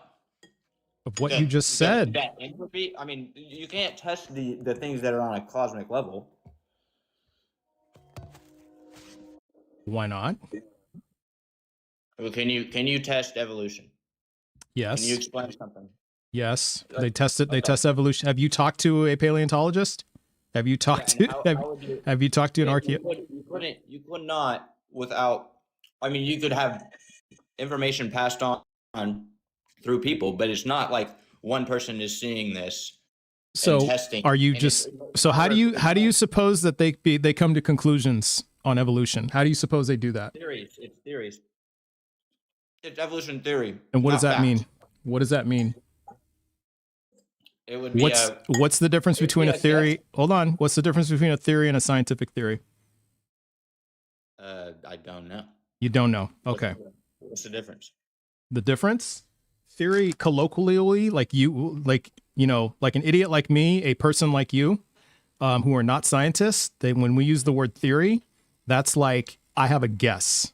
Like I have a theory about why this why this guy committed this crime. All right. It's like a guess. Scientific theory it's it's done as the result. It's from the results of going through the scientific method. So they go through all the steps of the scientific method, and then they state what their conclusions are. So based on what we saw from running these tests, this is what we think happened. That's a theory. I don't think. And it has to go through the peer review process. So it doesn't become a theory until it is peer reviewed by multiple scientists. Yes.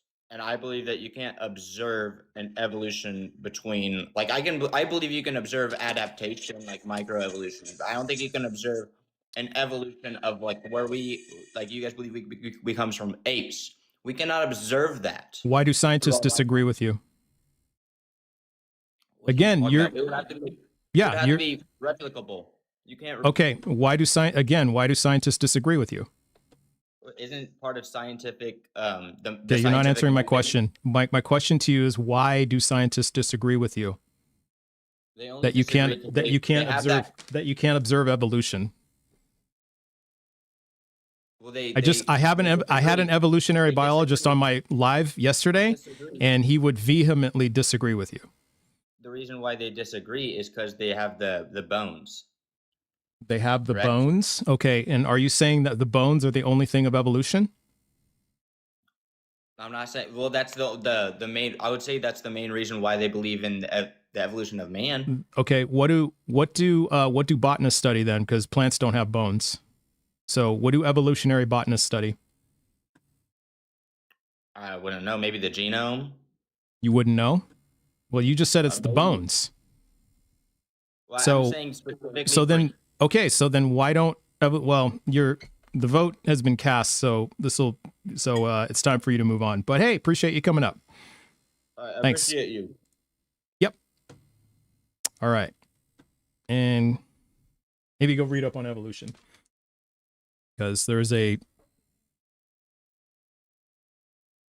fundamental misunderstanding what evolutionary is, and actually what the scientific method is. I think what I think I might do is I'm going to go find a test online. You know what? I'm going to do that right now. So the next person who says evolution is just a theory, they're going to have to take this test. They're going to have to take a science test.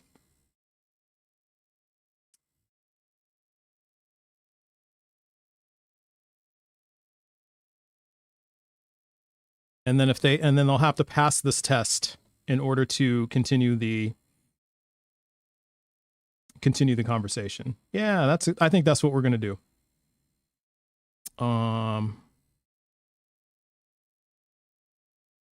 Let's see. Which grade learns about the scientific method? It's practiced across all grade levels, starting in kindergarten. You know what? So we'll pick, we won't go that low. We'll go like 6th grade. So 6th grade science test.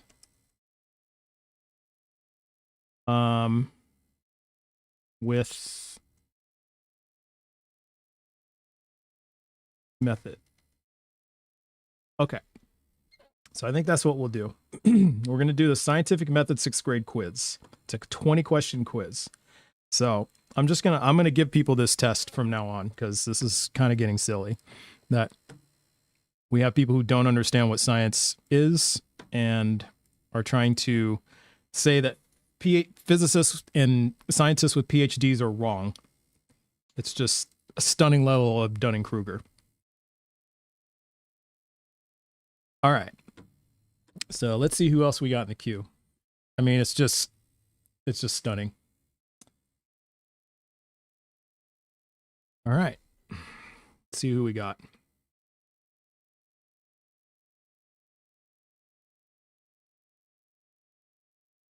Oh, I keep kicking my alt.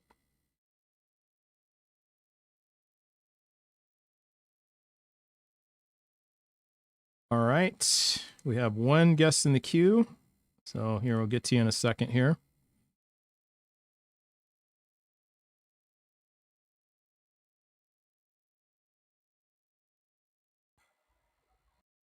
All right, J Progressive.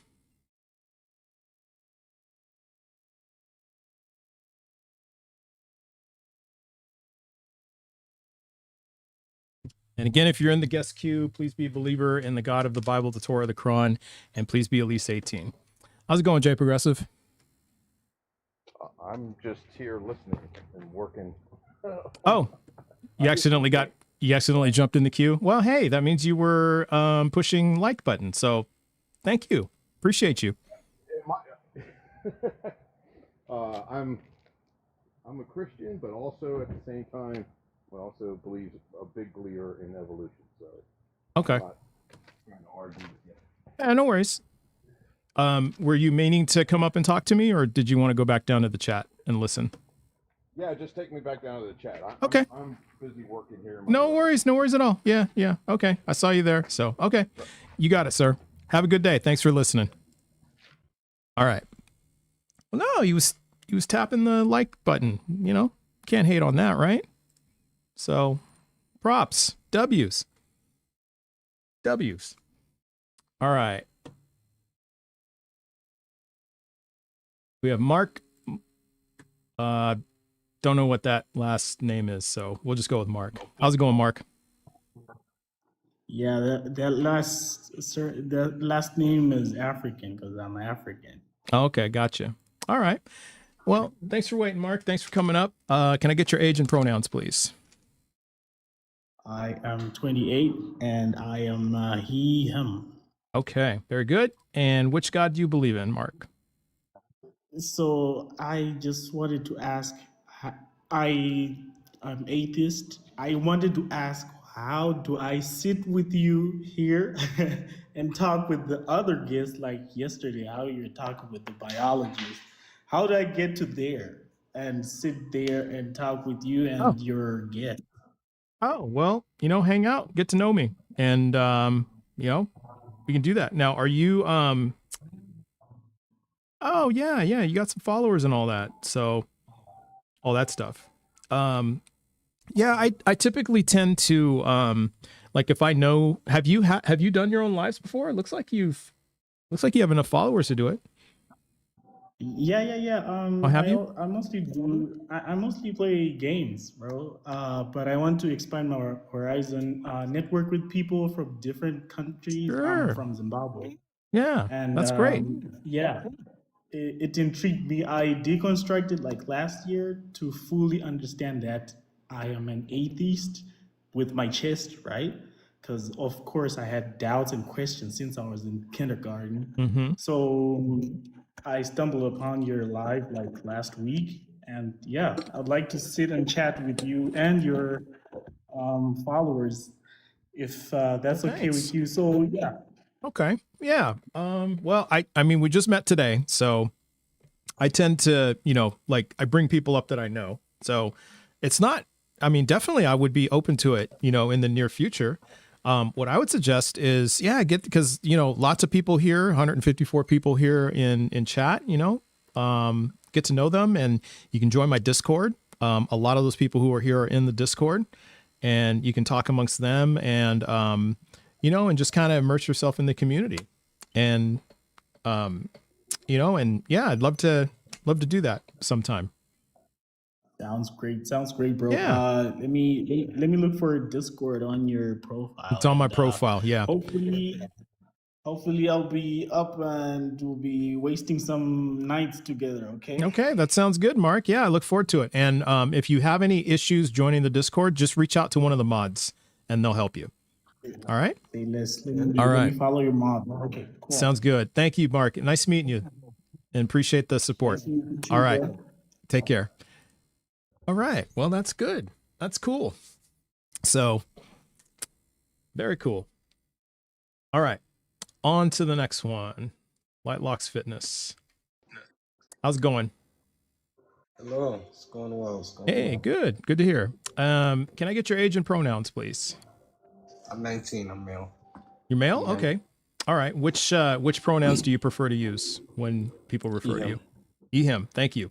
All right. And then which God do you believe in? God of the Bible, the Torah, or the Quran? I believe in the God of the Bible. Okay. But before we even get into religion. I just want to see your take on God, on existence and itself, you know? God and existence itself? Yes. It's a pretty broad question. What do you mean? So, for example, what do you think created the ability for something to exist? Because whenever we Created the imagine ability for something to exist, that would be the laws of physics and evolution through natural selection and adaptation. the laws of physics, so Laws of those, physics. Yeah. so the conception of that exists, correct? The conception of what? Of the laws of physics? Of physics. So you say the laws of physics. It's more than a What about, concept. what about the laws of physics? You don't understand what I'm saying. Like any sort of existence at all, because when you imagine, like, truly, when we imagine the Yeah. universe, right? We imagine a whole lot of space, a whole lot of darkness. That's a lot of existence. That's a lot of things. Like even if there's no matter in all of the universe, there's still space Yep. and there's darkness. Yep. Those two things exist, right? Yep. All What of creates those the all of ability those follow that the to laws of exist? physics that we know. And So what are all those of laws it. of physics? All the different laws of physics, like gravity, the law of gravity, the Planck's constant, all the laws of physics. I mean, Again, though, gravity is not eternal. gravity's not eternal. How come No. physicists disagree with you? It can't be eternal because it exists. Why not? I'm saying that something had to create the ability for anything to exist. Because Why? the concept of gravity being in a universe is assuming that there is space for gravity to Okay. exist in, right? Okay, so Hear me hold on. What evidence do you have that gravity is not eternal? I'll show you. The concept of gravity existing in a universe, right? It Not a precedes that concept. there. Hold on. It's not a concept. The fact that But, there's okay. gravity, you believe that there's gravity in the universe, right? Yes, there is gravity. Okay, Yes. so the fact that there's gravity in the universe, that would assume that there's space for that gravity to exist in the universe for the gravity to exist. Correct? Yeah, but that's not hasn't always So- been the case, so not necessarily, no. So there hasn't always been space. Like not the universe. I'm just saying literally like space, like if I was there to move around. There's always been space, yeah. Space has always been around. So, yeah, that might be But true. who created space? It's not a who, and space has always existed. What created the ability for space to exist? What created the ability? The ability for space to exist. Because you're presuming space. There isn't. right? There wasn't a creation of ability. Space is eternal. It's like me asking you, So you're saying God, what created the ability for God to do whatever God does. so you attribute the same attribute that I attribute to God, who always was, always is, and always will be. You attribute that same thing to space. Well, what created God then? I'm saying this. This is what I'm saying. I believe that God always was, always is, and always will be. Right. Gravity always was, always is, and always will be. And so you believe the same space, thing. gravity. Hold on, space, Space, gravity, time, and energy have always existed. and energy has always existed. Energy, Would- space, time, and gravity have always existed. That's what we have evidence for. We have evidence for all of that. So what evidence do you have that your God is real? Yeah, my God in specific. I'm just talking about God as a concept in general. Okay. Creation Is God a a result of is God a being? Does God exist? Is God a being? Or is God a concept? Because I understand the concept of God. I understand that concept. I want to know, like, just like I understand the concept of Superman, I understand the concept of Lex Luthor. I understand the concept of Lord Voldemort. He's both a concept and a being. Okay. So what is your evidence that God is real? Is That a my real God is being? real? Yeah. Okay. Now we've established that there is a God, right? No. That's why I asked you what's your best evidence that God is real? My best evidence to prove to an atheist that God is real is to show them prophecies and revelations that are pretty much impossible to predict in a certain volume of those. That is just pretty much impossible to predict. Okay. Basically, my evidence will be to show you evidence in the book of Revelation, stuff that's written 2,000 years that we are experiencing today. The book of Revelation that we are experiencing today. Yes. Okay. Prophecies in the book of Revelation. Prophecies in the book of Revelations. Okay. Would like be to the hear a first few? time. Probably not going to be the last time. And which prophecies are those? Okay, so in the book of Revelations, it says that in the last days, money will not be physical anymore. Okay. It says that We have physical money. Yes, What's that? but you have to. That's physical money, but there's also money that isn't physical. Okay. So Hold on, it says there won't be physical money. There won't be any physical money.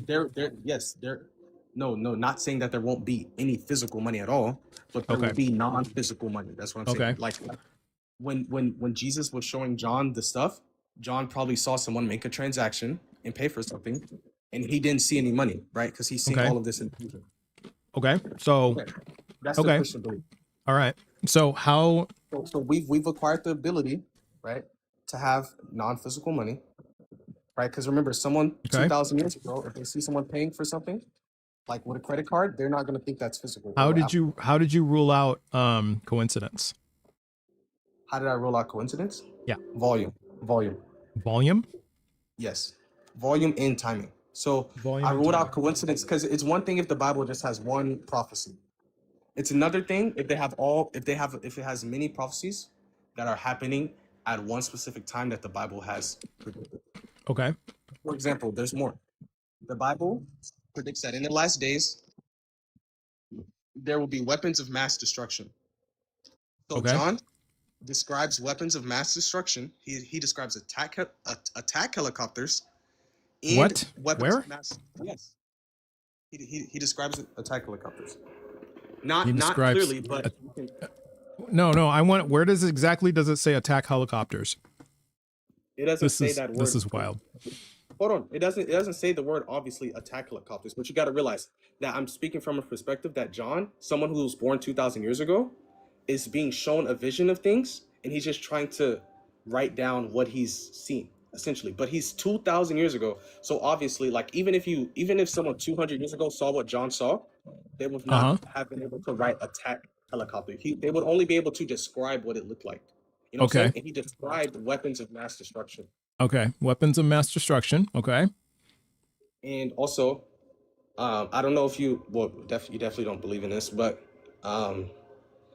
it says that there will be a nation with influence over all nations, and it says that this nation, and we Christians believe that nation is America.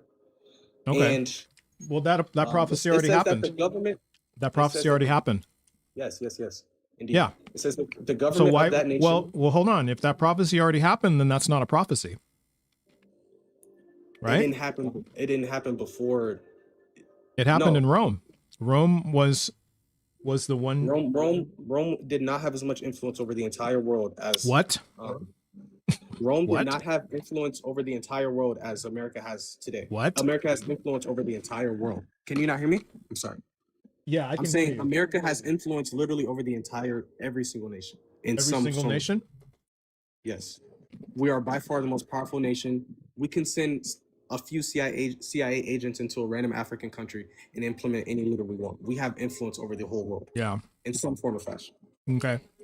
Right? And but it also said that the government of this nation will be, now this the part where I said you don't believe in, will be the synagogue of Satan.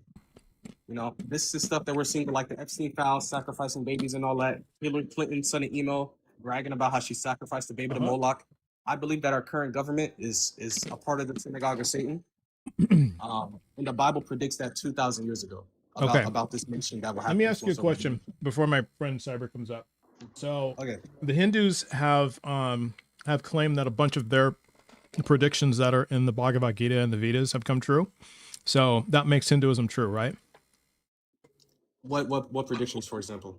I don't know. You have to talk to a Hindu, but And they also- say and also they say a whole Hinduism- bunch. Well, hold on. They say a whole bunch of them come true. So that means Hinduism is true, right? There would have to be some validity. Hinduism isn't that old. So Hinduism is only Hinduism a few isn't that hundred years old? How old do you think Hinduism is? I think Hinduism is like 700 years old. No. What? Are you serious? It's How old is- older. It's older than than Judaism, right? Yeah, Hinduism is one of the oldest Okay, well, religions on when planet. was Well, those? real quick question I have for you though. Can you find me the chapter and verse in Revelations that talks about no money? I got you. I don't have my Bible on me, so I'll just go off Google. Is that okay? Yeah, that's fine. Yeah. Yeah, that's fine. Just tell us. Yeah, we just need the chapter and verse, and we can pull it up. Yeah, I found the one on the attack helicopters, but I found that one. But we'll do the money one first. That's cool.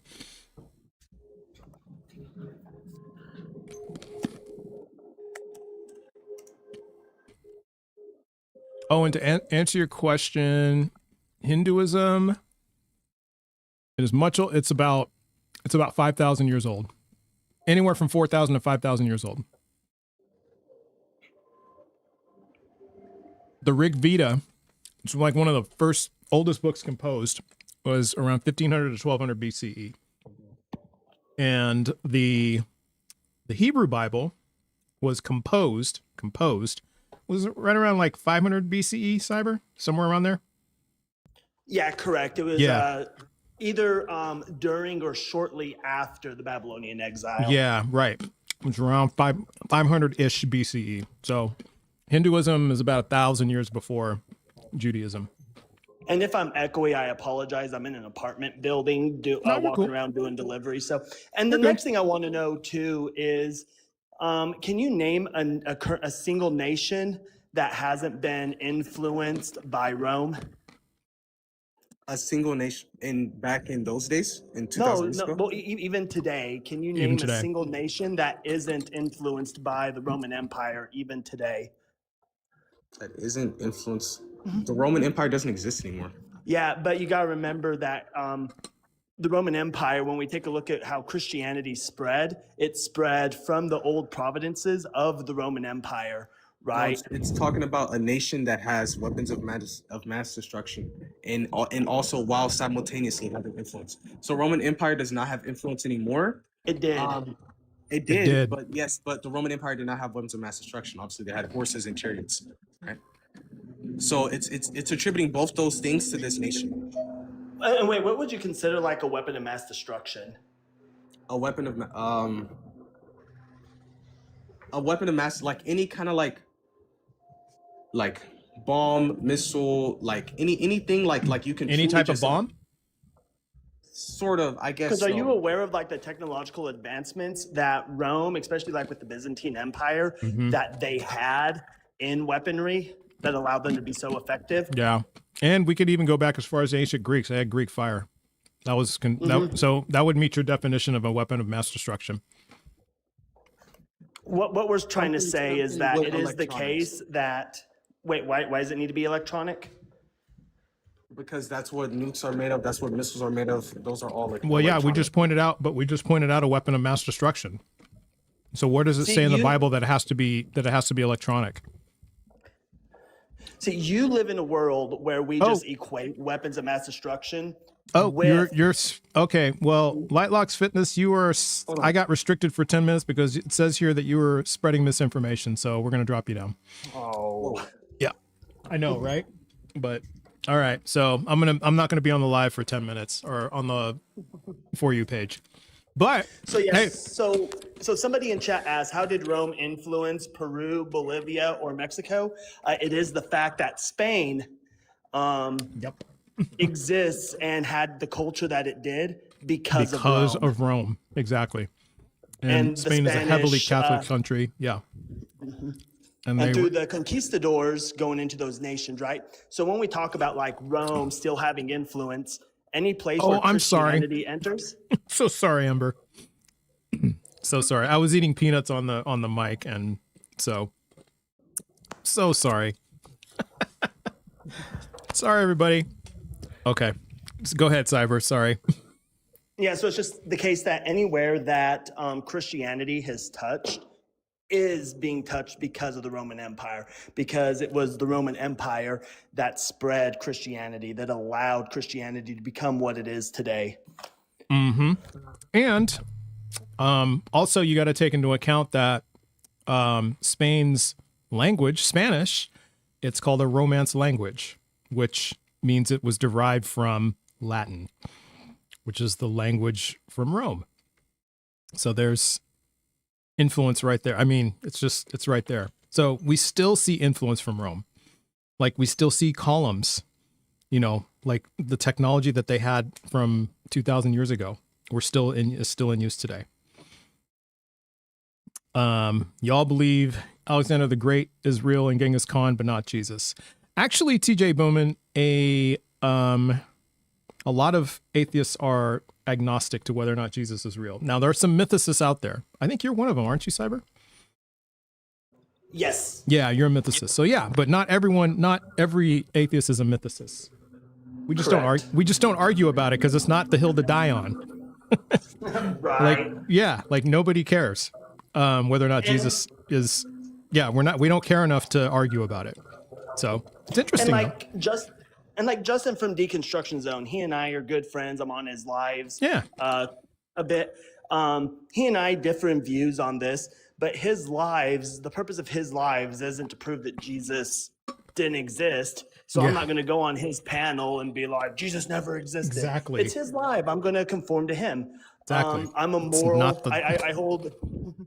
In morals, I hold the same view Trust does. I'm a moral realist, but I'm not going to go on like Loeb's live. Oh, and just like, bust him up over subjective morality. Yeah, exactly. It's stupid. Yeah, it's not the hill to die on. And there's like so little daylight between like secular moral subjectivists and secular moral realists that it's not even worth the time to argue about it. Yeah, not even. But it is the case that Loeb's is wrong. Oh, of course he's wrong. He's dead wrong. Absolutely. I'm with you on that one, Cyber. He is dead wrong. He is so wrong. No, but yeah, it's not even worth talking about. So, but see, it's funny because if you give both of us a quiz on like, yeah, I think I'm with you, Ember. I'm just apathetic to whether Jesus existed. Just doesn't really matter to me. But like, if you gave us a quiz on morality, I would be willing to bet that secular moral realists and secular moral relativists would have almost all the same answers. Like maybe 99%, 98%, and it may fall along the lines of like personal preference or something like that, but it's not, but whereas, you've got theistic moral realists, if that's even a thing, like they're so far apart between like me and Cyber. Like there's just such a chasm. It's ridiculous. What's the difference between those and secular humanists? Secular humanists, that's more like about like social issues and things like that. It's less about morality and more about promoting humanism. So as far as I know. Yeah. But anyway, well, I mean, you want to hang out for a bit, friend? Yeah, I could hang out. Well, I do got to start driving here in just a minute, so I do need to hop off. But I would say something else that we also disagree on, even with moral realists, is like I'm not a Unitarian, right? Like I don't believe that we need to do things for the betterment of society, because sometimes that can lead to like absurdities, Oftentimes I'm not a Unitarian either. Yeah, we'll give like the baby paste thing, but let's say there's a case where I have to do something horrific, like something absolutely horrific, but it's going to cure all of cancer. Well, I'm not going to use this horrific act. That person that I have to do this horrific act to, that turns them into a means to an end. And that's just unjust to do to that person. Exactly. So I'm sorry, world, we're going to have to deal with cancer a little bit longer because I'm not going to do a horrific thing to a person. Because like in terms of if I could kill 100 people now to save 1 million lives from cancer, I wouldn't do that because that infringes on the freedom and well-being of those 100 people. Exactly. So I'm totally with you on that. Yeah, I totally wouldn't do that. And that's an absurdity. Yeah, I would call that absurd. So anyways, I'm not going to cause anybody to lose anything today, but I do have a joke for you. All right. So knock, knock. Who's there? I knew that was going to happen. I knew it. Love Cyber. He does that every time. I knew it was going to happen. But anyway. All right, we'll move on to the next one. Host kicked. I did not kick him. He left on his own. How's it going? What's up, big guy? Not much. Can I get your age and pronouns, please? 35 and he, him is fine. All right. Okay. And which God do you believe in? The God of the Bible, the Torah, or the Quran?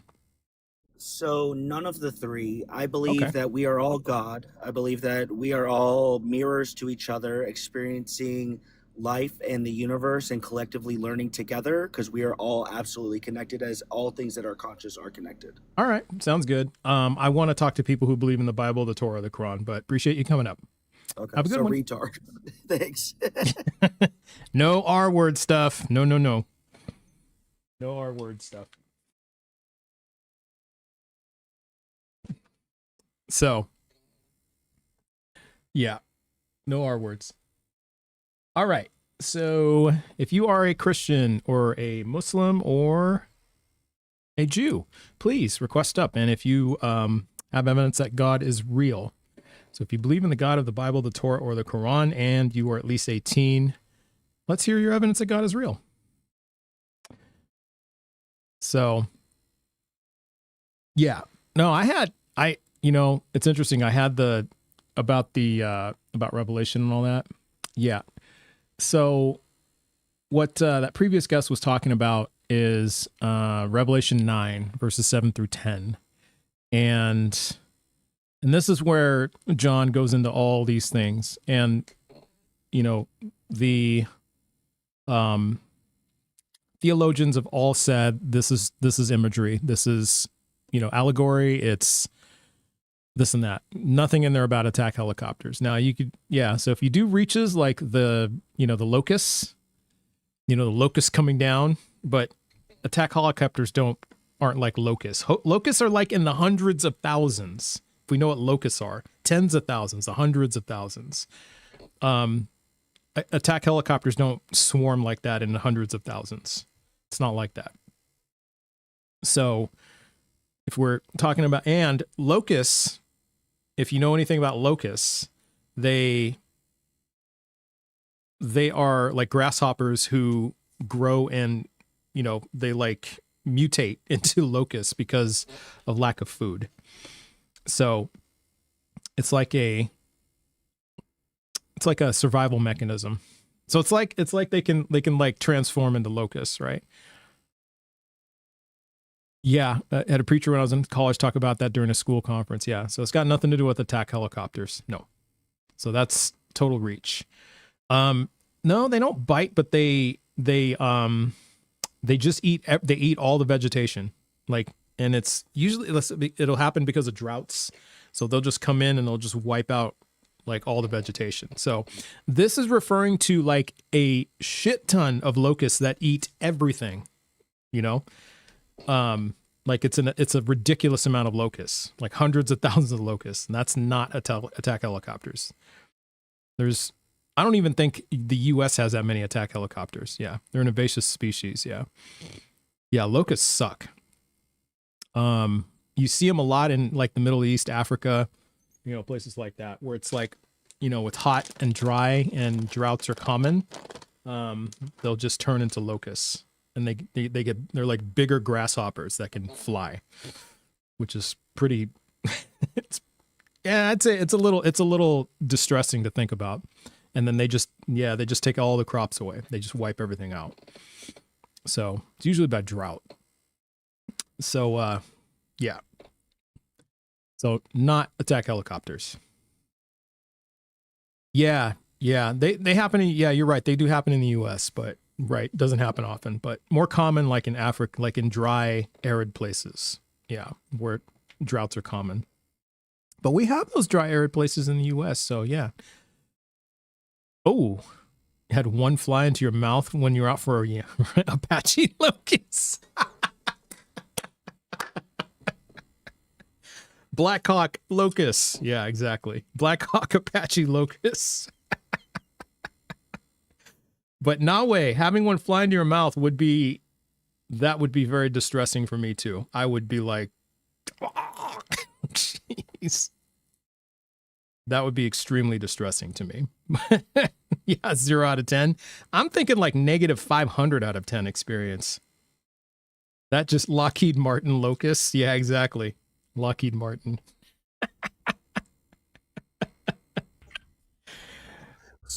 Sorry, I got to my next stop and I got to grab like 20 packages. But I was thinking, you know, if you read Revelations as a Jewish response to how Rome was treating the Jewish people, That's exactly especially right. under Nero, here you have a case where under Herod, the Jewish people had helped Julius Caesar win against Pompey. The Jewish people helped Octavian win against Mark Antony. Mhm. And the Jewish people had been given certain promises because of this.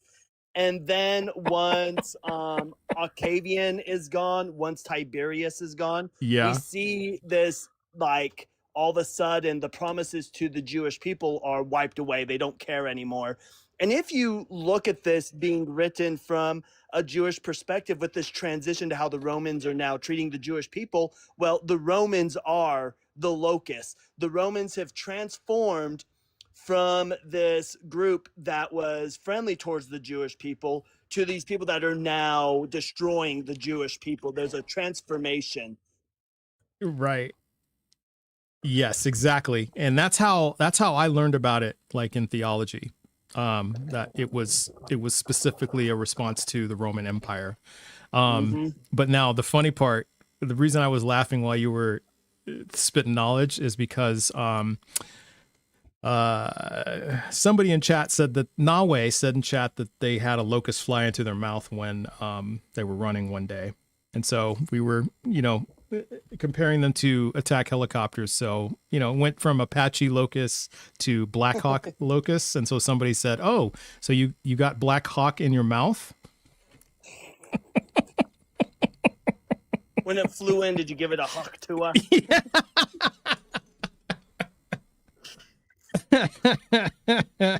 I'm saying that'd be my first response.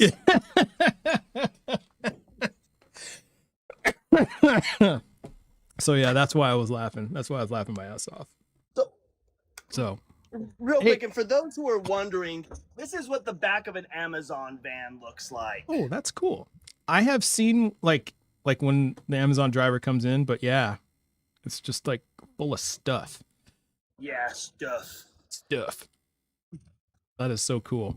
Those are all your deliveries today? Yeah.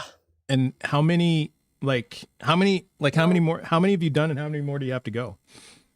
I have like 100 stops left to go, but our stuff comes in these, and then when we open them up, they're like this, and then we sort them. Oh, but each stop is like in a neighborhood, so you'll be like, you know, yeah, walking to different houses and stuff. Okay.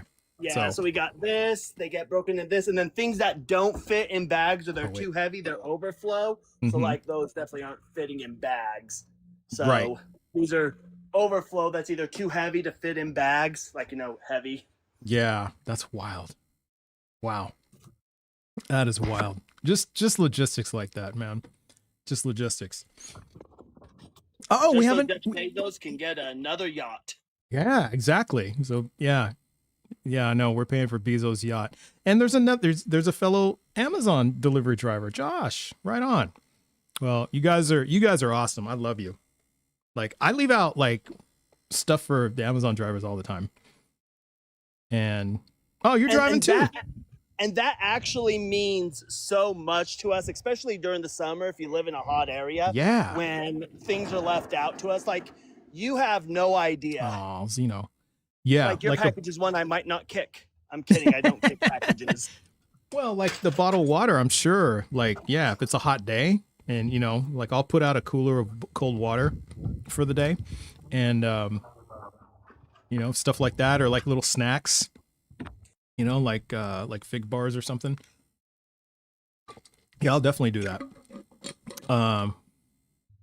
Yeah, leave a cooler of water. Well, okay, I'll keep doing it.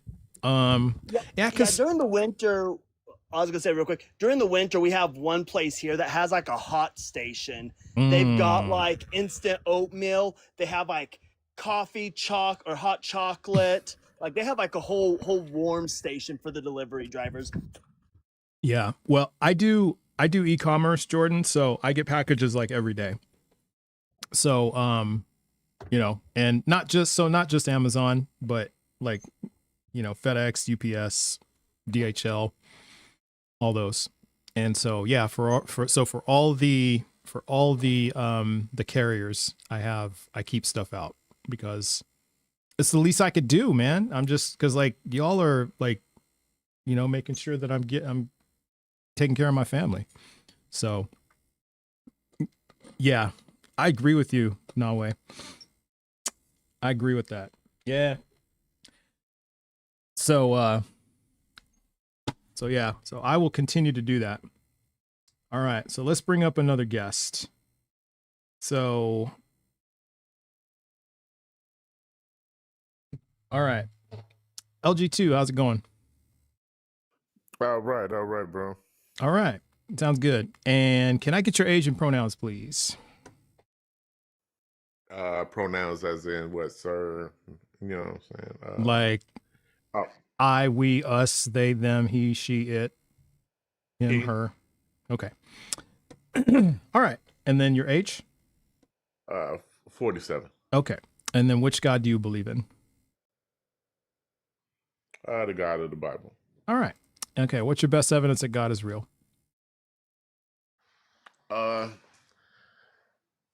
It started off as a blind faith. I think everybody starts off with that. Like, you know, it couples with a feeling. And Okay. then later on, somewhere down the line, you get it confirmed. My first confirmation about it was about God was the fact that I ended up having a spiritual warfare moment. Okay. And when it was all over with, it was, you know, nobody could take it from me because I went through like an ordeal for like somewhere around a week. And yeah, I had to cast something out of my house. Okay. And I was only 16. Oh, wow. So then so let me ask yeah, you a question real quick. Okay, let me ask you a question. So then that means that every person in every religion who has had like a spiritual warfare moment like you had, all those religions are true? All those beliefs are true?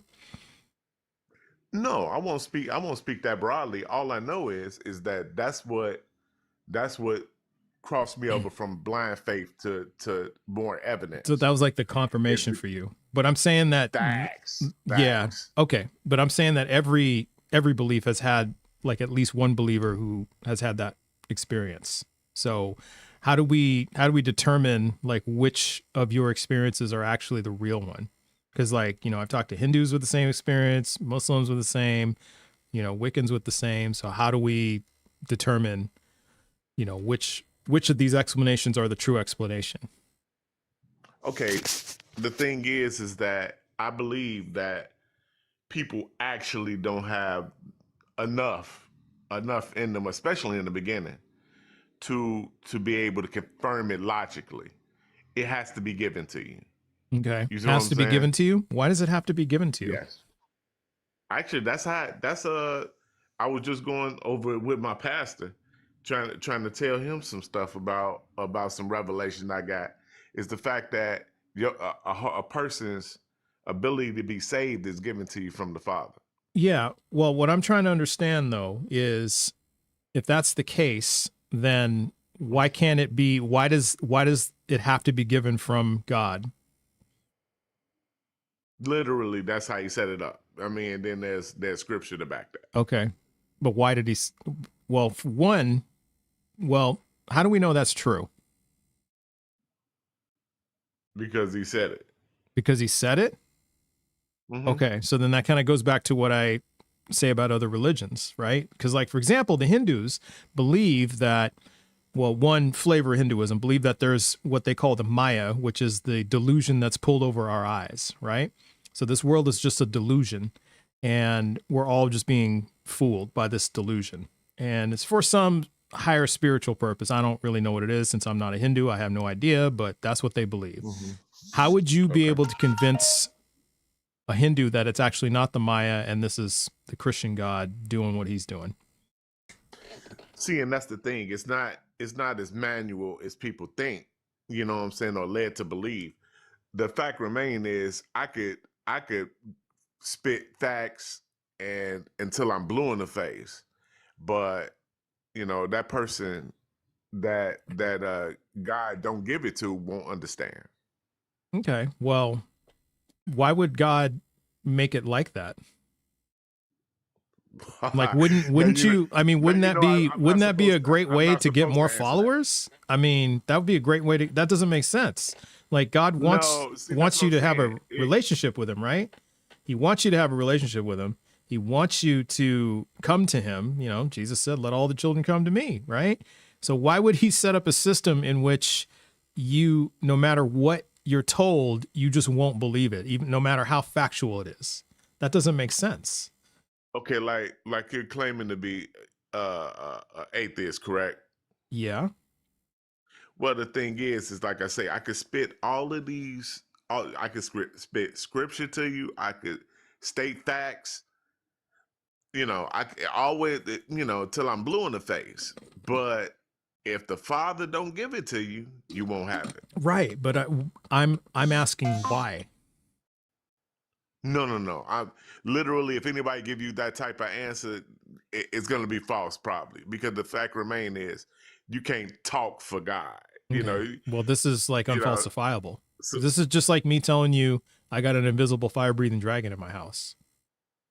I mean, yeah, I could just say the same thing, and it's totally unfalsifiable, right? I could just tell you. What I'm saying is even if I call myself being able to answer that last question, that's Sure. not applicable. That's almost like me trying to talk for you in the court of law. Okay, so you're saying you can't talk for God. Well, what I'm trying to understand. I'm talking about as far as his reasoning. How could anybody? I can't explain another person's reasoning, let alone God's. Well, I mean, I could explain, that's like, not a cop out. It's just the truth. Well, I mean, I could explain, like, years later, I can explain, like, I explain my reasons to my children about the decisions I make, so they could explain to you why I do what I do. They may not like it, okay, or accept it, but they know why I do what I do. And so, are we incapable of understanding it?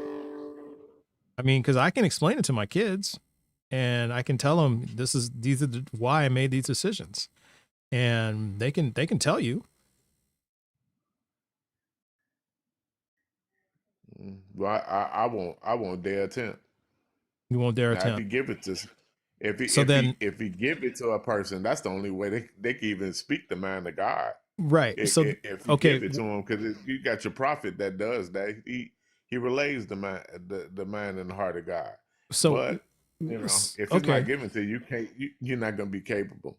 Okay. Well, then this doesn't make sense then, because then we have a contradiction. What doesn't? The fact that we have a God that claims he wants to have a relationship with us and he loves us, but then we have to be given something by this God to understand whether or not this God is real. That doesn't make a lot of sense.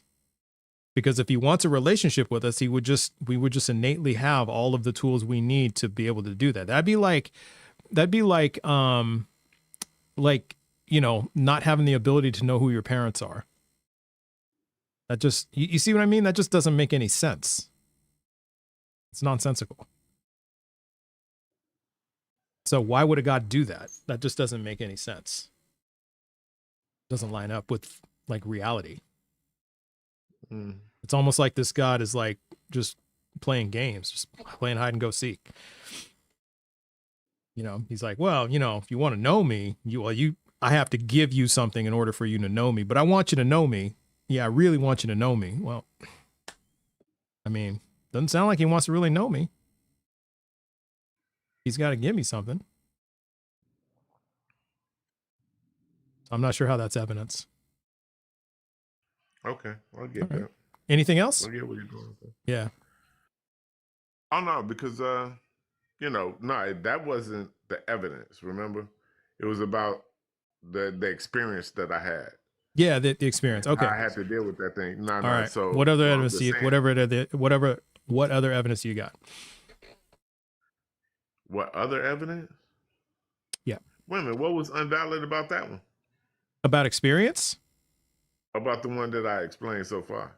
About having God give us something in order for us to know him?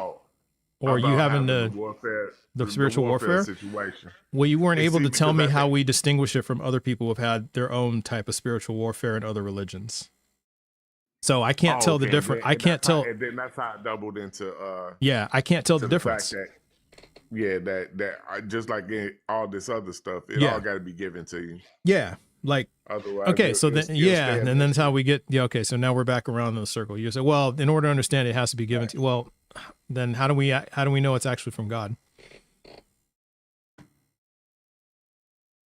Well, there you go. It's given to you. Okay, so we're kind of at an impasse here. So that's not evidence then. If it has to be given, and it's not given, then that's not evidence. That's almost like, you know what it's like? This is what it's like. What it's like is what you just kind of said was there's a criminal trial, right? And the prosecutor shows up evidence, and it's like a black card. And then they say, this, ladies and gentlemen of the jury, proves that the defendant committed the crime. And it's just a black card with nothing on it. Sorry, I bumped the mic. It's just a black card with nothing on it. And everyone's like, well, how is this evidence? Well, you just gotta know. It just has to be given to you. Like, that's not evidence, right? So evidence has to be like, first of all, it's got to increase the probability of something being true. And it's got to be like understandable, convincing, clear, all that. So if it's none of those things, it's not evidence. All right. So anything else? Okay, I hear your logic in it. Yeah. No, that's Okay. That's all I have on it. All right. Well, hey, appreciate you coming up. So enjoy the rest of your day. Okay. Hey, I appreciate how calm you are and polite about it, because I just got off of oh, really? Yeah, that was horrible. He was cussing and yeah. I mean, like, man, I was about to ask him, bro, are you bipolar?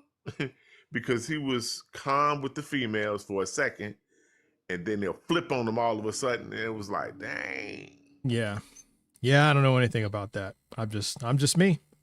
This is just who I am. Man, I appreciate you just off that. All right. Well, and then thank you for that. Even with you not agreeing with me, you still did it tactfully. I'm gonna follow you, bro. Oh, well, I appreciate that. All right. Well, hey, again, thanks for your candor and your politeness, and I hope you have a good rest of your day. Take care. All right, thank you. All right. You too.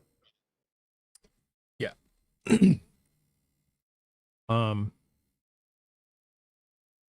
I don't know. I mean, I wasn't there, so I don't have an opinion on that. Yeah, I noticed that too, Elizabeth. I noticed that too. All right. So again, if you are thinking about requesting up or want to talk to me, please be at least 18, a believer in the God of the Bible, the Torah, or the Quran, and also please have evidence that God is real. What's up, Goat? Thanks, Augie. Far from it, but appreciate that. When did you become an atheist? Lack of evidence.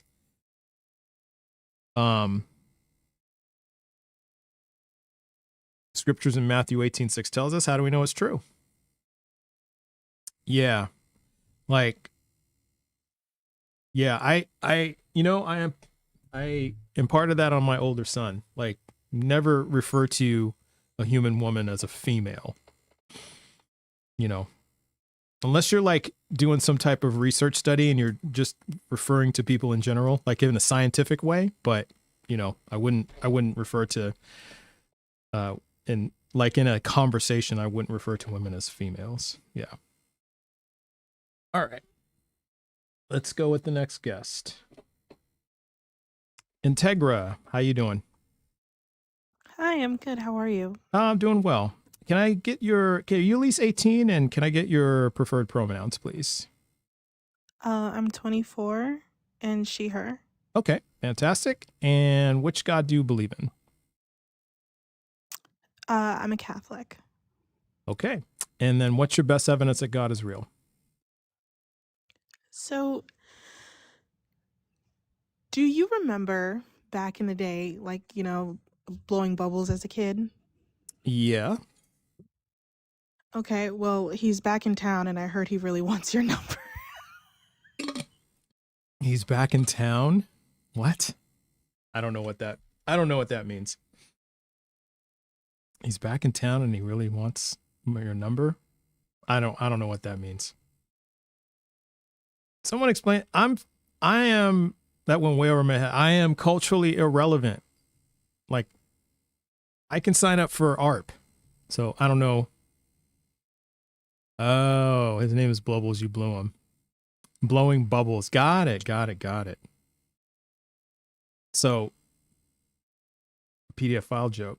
It's kind of interesting that a Catholic would make a joke like that, right? That's not a good look. Would that be Father Bubbles by chance?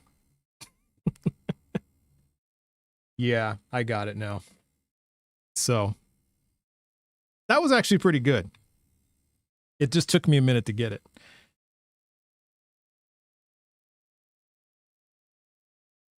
Yeah. So it's just ironic that a person who says they're Catholic would give a joke like that. But maybe that's part of the joke, right? I'm Catholic.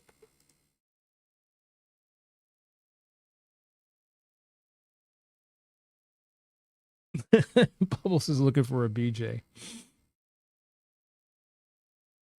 So Bubbles is looking for a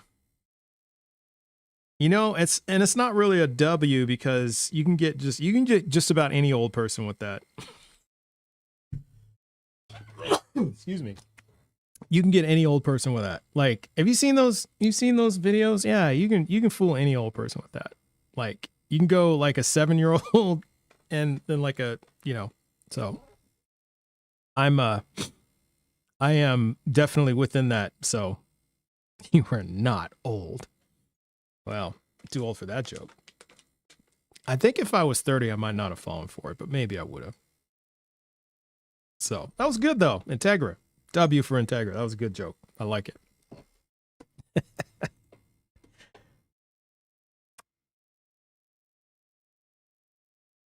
I'm tempted to tell my wife, but I don't think it's going to go over well. So I'm gonna resist that temptation. I don't usually do jokes like that with her. Yeah, exactly. It's this generation's is your refrigerator running. Yeah, exactly. I agree. The other one was the yeah, that was like back in the day when you could do crank calling. Yeah. See, that's one thing that we miss here, right? I think the prank calling like art has been lost forever because of caller ID. It's just like a thing that everybody has now, right? So if you have caller ID, then prank calling is really hard to do. And see, that's when you can go up. Yeah, we used to do all kinds of stupid shit. It's a Fifine K688, I think, kind of microphone. But yeah. Oh, all right. Yeah, you can actually. You can still prank call restaurants. And then you can dial the *67. He's real because you're talking about him. Okay, so then if I start talking about Shiva, that means Shiva the goddess is real. Waypoint official. Is that what you're saying? If we start talking about fairies, that makes fairies real? That doesn't make any sense. It makes no sense. If you talk about something that's not real, it's real. Makes no sense. All right. I thought I had a potential Muslim in the queue. I'm talking about a mind that created the universe. Mind that created reality. So I guess we can, yeah, actually I talk about dragons a lot. So that must mean dragons are real. Like, I love dragons. So if it's God, then that's what I want evidence for. Quantum physics points where? Here, let's pull up the Schrodinger equation and waypoint official. You can tell us where in the Schrodinger equation it points to intelligence. So let me go to my I have it in here. There it is. Okay. I'll pull up the Schrodinger equation and you can tell us where it points to intelligence. Just point out in the equation that talks about intelligence. It's right here. All right. So tell us exactly where that points to intelligence. Waypoint official. What exactly?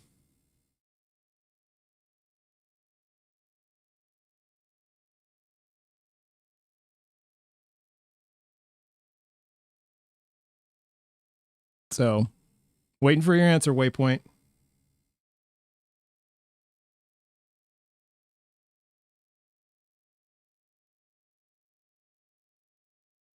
It's covered? What's it covered? Oh, it's covered by the chat window. My bad. There it is. It's right under the chat window. So, yeah, tell us in this equation what points to intelligence.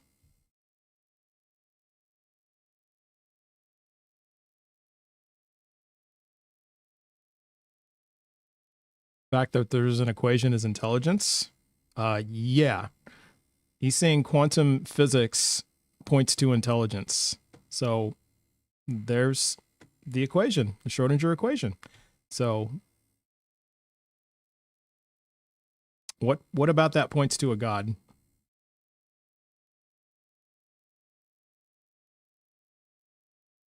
I don't think it does. So you have to demonstrate that. All right, that's enough of that. And I think people like everything is quantum now, right? And so I think people they just hear these buzzwords and then they just, oh, well, that's God. Like, no, it's not God. It has nothing to do with God. And how is it demonstrated how is it demonstrated daily? Brit? You got to demonstrate that to us. How? You're just doing a lot of trust me, bro. Trust me, bro. It's demonstrated daily. There's God everywhere. It's in the trees. Look around you. Oh, yes. And that reminds me, we're going to have bingo on Friday. So we'll announce it tomorrow, like how to get into the bingo game, how to get your bingo cards. Yeah. And that's going to be one of the squares. Trust me, bro. Right? But I think we're going to have to make a rule that they're going to have to actually say, trust me, bro, or they're going to have, maybe that might not be one of them. It'll be like the trees. That'll be one of them. But maybe, just maybe, if somebody says it, you yourself is an example of that. How? Because I'm an example of autonomic nervous system, laws of physics, evolution through natural selection, adaptation. Like, that doesn't tell me anything. So, you saying you are an example, that means nothing. Which are laws. Evolution's not a law. Insanity. What's your best evidence that he's not? I'd say quantum mechanics demonstrates that God doesn't exist. That's evidence that God doesn't exist.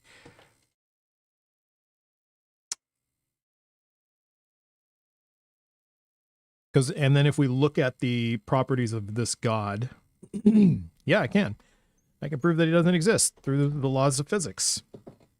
Because everything that we know about our universe does not comport to a God.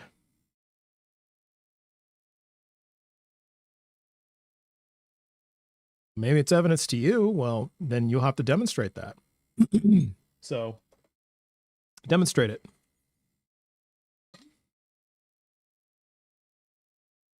Universe is a lie. Demonstrate it. That's another claim. Laws of physics is not law and order. It's descriptive. You have to know the difference between descriptive and prescriptive. It just means that everything, our entire reality lines up with the laws of physics, but it's not that somebody created the laws of physics and then reality lines up to it. You put the cart before the horse. All right, we have a guest in the queue. So again, if you are in the queue, please be at least 18, a believer in the God of the Bible, the Torah, or the Quran, and please have evidence that God is real. So, yeah, that's not the same law. That's not what it is. How's it going? Oh, they dropped down. Yeah. It's not a law like a legal statute. That's not what it means. It's descriptive, not prescriptive. Like, legal statutes are prescriptive.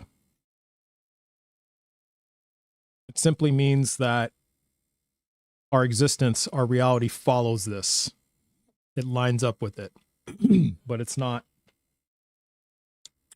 something that somebody created first and then, unless you can demonstrate that, and that would be your burden of proof. You majored in science. Which science did you major in? This should be interesting. It's not prescriptive, it's descriptive. Yeah, which science?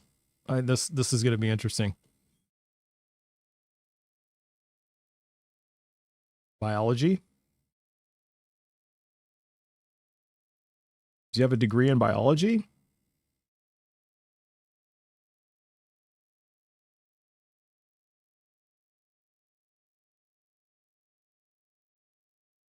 I believe science reveals the intelligent nature of creation in the world. How so, Nicole? Spinach? Because that presupposes creation.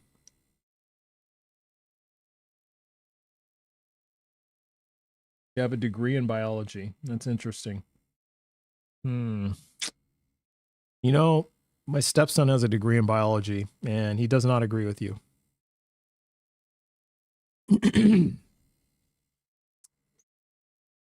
So, is it? Did you use Abeka books when you got your degree in biology? With how intricate and precise it reveals things, but that doesn't mean anything. That doesn't tell us anything. So we're just assuming because it's intricate and precise that an intelligent mind had to be behind it? How? Not Abeka! That's what I'm thinking. I'm thinking it's an Abeka degree. That's what I think. I don't know if they actually do college books, but yeah. Yep.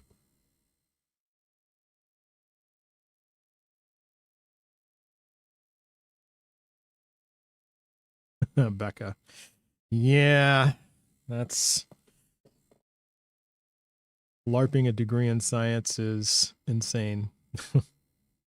It didn't start out so intricate and precise. Yeah.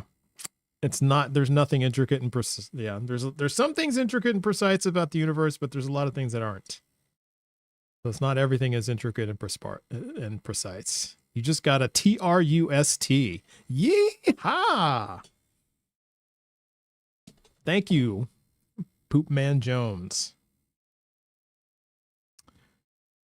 You were homeschooled with Rebecca too. Yeah. Yeah.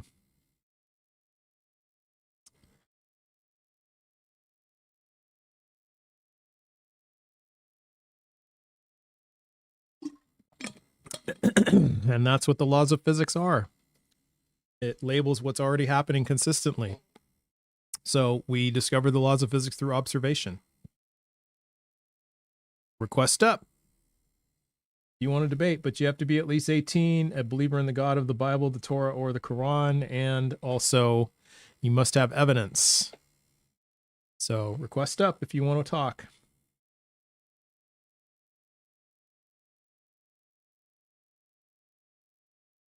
So I see this going one of two ways. How's it going? What's up? Hey, not much. Can I get your age and pronouns, please? Yes, I'm a male. I'm 27. All right. That's your sex. So thank you for that. Which pronouns do you use as a male? He, him. Fantastic. All right. And which God do you believe in? The Orthodox one. Orthodox. Ah, okay. This could be 30 minutes or 5 minutes. Let's see. All right. What's your best evidence that God is real? Well, first of all, why do you require evidence when the whole religion is based on faith?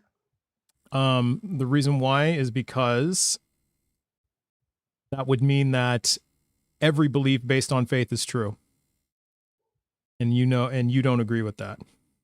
So what's your evidence that God is real? Damn, yeah, I didn't think about that. Yeah.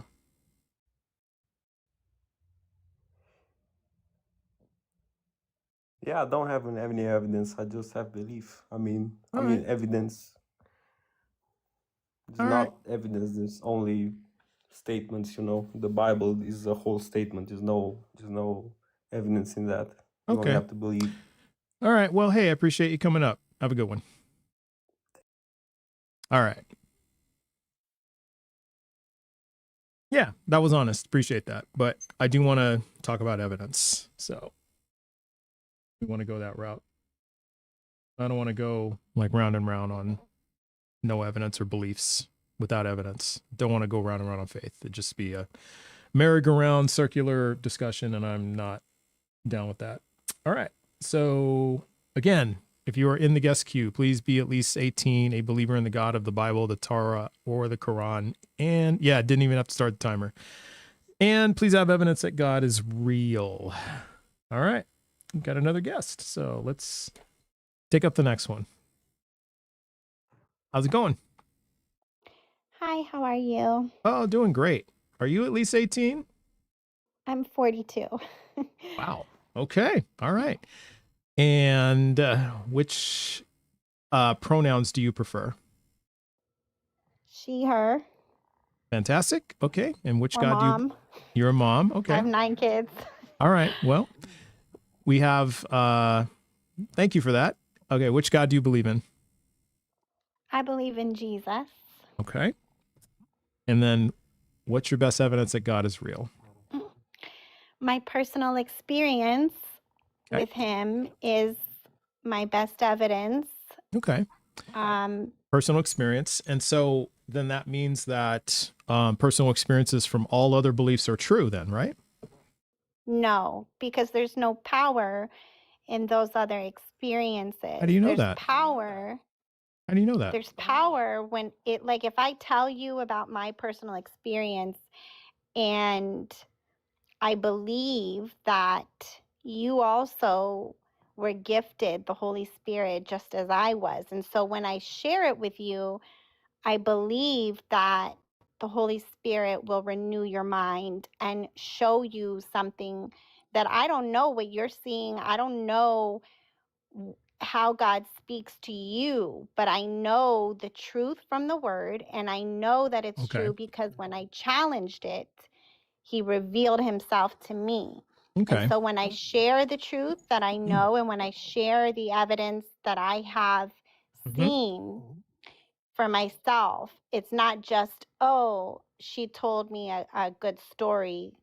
It's, Okay. wow, now I can see something for myself, and then the Holy Spirit works through you Okay. also. So when a Hindu monk said to me that he personally saw his God and received all the information that this God had, so he knows everything that there is to know about reality. So that's true? I don't believe in that God. I don't Well, it doesn't believe matter. It that. doesn't matter if you believe it. When I'm trying to find out that's because that was his personal experience and that's what he said happened. And he said, and what he said was it would be really hard to explain it to you because it would be like trying to explain sweetness of honey to someone who's never tasted it.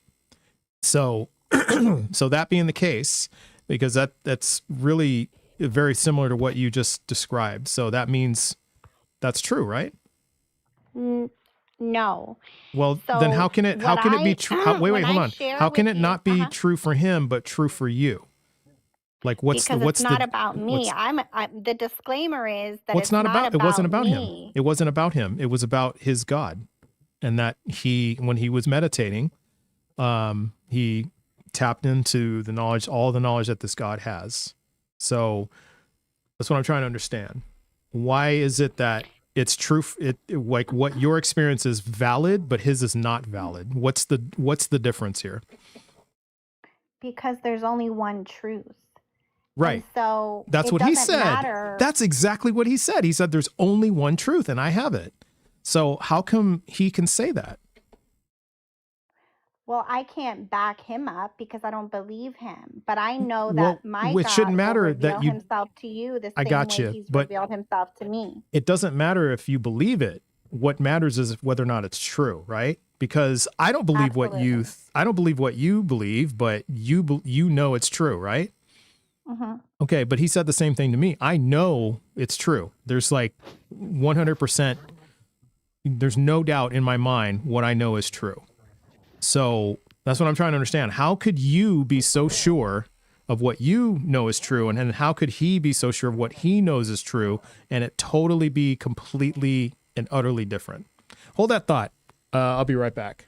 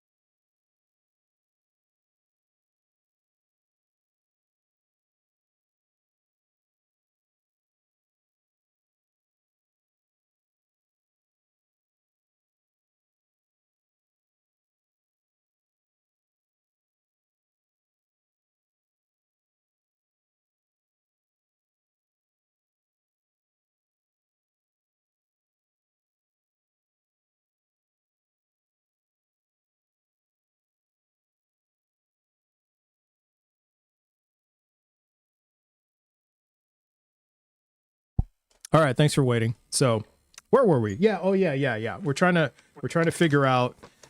We've got two competing beliefs, both of them 100% certain that it's true, and I'm trying to figure out from what you're telling me, how do we determine it's true?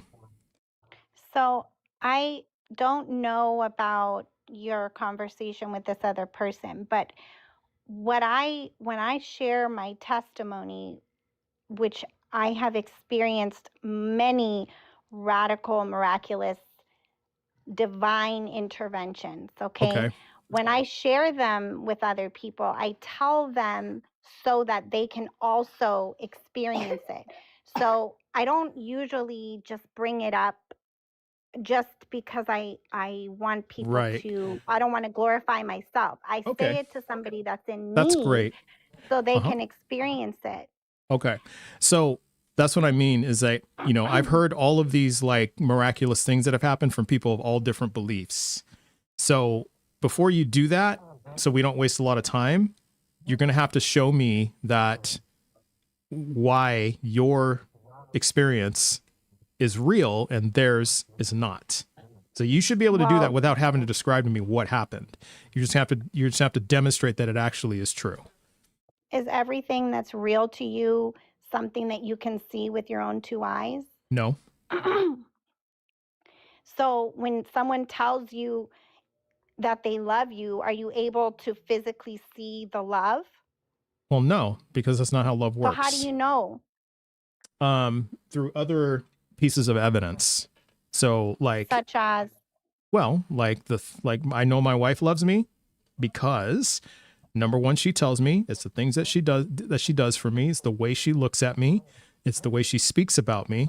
In my presence, outside of my presence, it is all the things that she does. And also you must remember that we can measure things like emotion. We can measure it. We can see it where it comes from in the brain.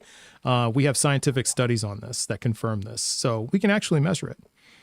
And you can experience the same amount of love from Jesus if you seek him But how for do we know it's from yourself. Jesus though? Because I know it's from my wife, right?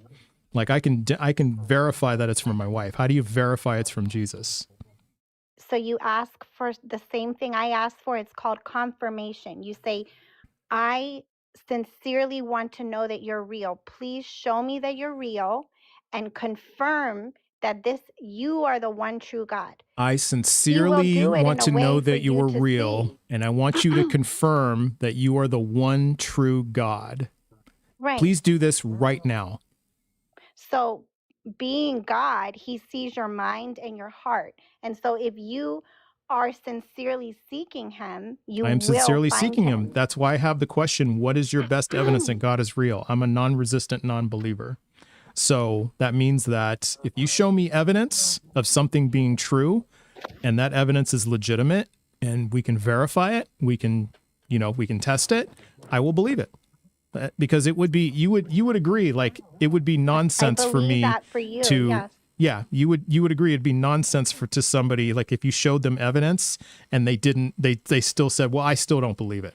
That would be nonsense, right? It So would be if you silly. doubt, if there's ever a moment that you doubt somebody's love, they can't take it out and show it to you, right? You have to be receptive to some degree. Well, again, And I just said that we can measure love. We can detect it. Neuroscientists can detect it in the brain. You can hook up, monitors to a person's body, and so when they express that they love someone or something, then it will show that on. So we can actually measure it and test it. We can verify that they absolutely. actually do. So that's what I mean. But what you're saying, we have no way to verify that it's true. It's unfalsifiable. It is completely confirmed and it's completely verifiable. And you can Well, experience that. you're And you claiming that. will. You're claiming that. If you but are truly seeking it, I have no doubt that you okay. will. Well, I'm truly seeking it. I'm here and I'm asking questions. So that's why I'm You're asking talking to you. me right now. Yeah, I'm talking to So you. And I just prayed to this Jesus. You realize I've done this like hundreds of times. Like people come in here and tell me the same thing all the time. It's been a while, actually, truly. You're like the first one in a few months that's told me this, but I've done this every time and nothing. So that's what I'm trying to understand. Hasn't happened for me. So, I mean, if this God is real, then I should have gotten confirmation by then. Should have gotten confirmation when I was a Christian. All the years I was a Christian, 30 plus years, and all the prayers that I did that amounted to nothing. So I will pray for you, and I please hope don't. that Please don't. you will be able to I find don't give permission for that. No. We gotta have some boundaries. So please don't do that. Or at least don't tell me.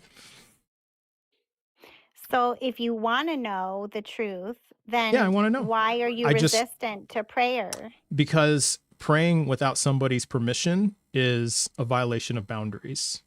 So, so I think it's important to respect people's boundaries, right? Do you believe that? I mean, I know your God doesn't believe that, but do you believe that? I believe in boundaries. Of course I do. Okay. And I heard you say that you want to know the truth. And so Yeah. that's why I said I would pray for you so that the truth would be revealed to you. But if at the same token you're saying you don't have to tell me. No, you don't have to tell me that you'll pray for me. You can just do it, right? You can just do it silently, like what it says in the Bible, right? You could just do it silently. And you can just do that. So, but see, the thing is that when people say I will pray for you, I'm advocating for the folks in the audience here who have experienced a lot of trauma in their lives, and that sentence carries a lot of trauma, and it triggers up a lot of deeply hurtful stuff. Are you assuming that I haven't experienced a lot of trauma? No, I'm not assuming that. What I do know, I mean, because I've experienced a lot of trauma myself. What I'm saying is I'm having empathy for the people who have experienced trauma around those words that you just uttered. And so what I'm trying to convey to you is that is my way of showing empathy towards them, because I used to let people pray for me. Just like, yeah, I ain't got a problem with it. And honestly, I don't really have a problem with it. However, like I said, I'm showing empathy towards those people. for, for the trauma that they experienced around those words. So, so that's why I'm insisting on, like, respecting the boundary. And on top of that, if your God is real and if your God is all powerful, all knowing, all loving, that shouldn't matter. A prayer from you shouldn't matter, right? What do you mean by a prayer from me shouldn't matter? Well, if you agree that your God is all loving, all Yeah. knowing, all powerful, right? Yeah. So God would know from looking into my mind and heart what it would take to convince me, right? He would know. Oh, yes, I believe that. Yeah. So it shouldn't matter. You shouldn't have to pray for me. All you need to do is minister to me. That's all you need to do. And, so, according to Matthew 28, verses 19 and 20 is just make a disciple out of me, and when it says in 1 Peter 3, verse 15, be prepared to give a defense when someone demands an accounting for the hope that's within you. When we think of the word accounting, that is like, if you are audited by the IRS, they're going to ask for receipts. So that's what I'm asking for. I'm asking for receipts for the hope that's within you. And unfortunately, personal experience can't be a receipt because, like I said, everybody has these same experiences, but for all different gods. So you're essentially demonstrating that all the gods are real. And you certainly I don't don't think believe that. anybody from any other religion has experienced what I have experienced. Maybe not the exact experience, but they have experienced like some type of spiritual revelation. Like we've had oracles in the ancient Greek mythology, ancient Greek gods. They claim to have gotten messages directly from the gods to pass on to people. That would be an example of like a spiritual revelation, right? A spiritual experience. The Hindu monk that I told you about, another example of that. So yeah, while it's not exactly what you went through and experienced, it's very, very similar in nature. So, well, what I think is that the people who may have described an experience that has shown another God to be another God, or to have spoken to them however they perceive that they had spoken to them, that may be an experience about that God. But the God that I serve is a servant leader. So he willingly died for me and he actively pursues me. And so my experiences are based off of traumas that I was in, that he intervened in a very powerful way. And so my receipts and my evidence is based upon what he has done for me and others. now, It's not just based on him saying, hey, I'm God, I'm great, too bad for you, you're not as good as me, that's I'm interesting. holy.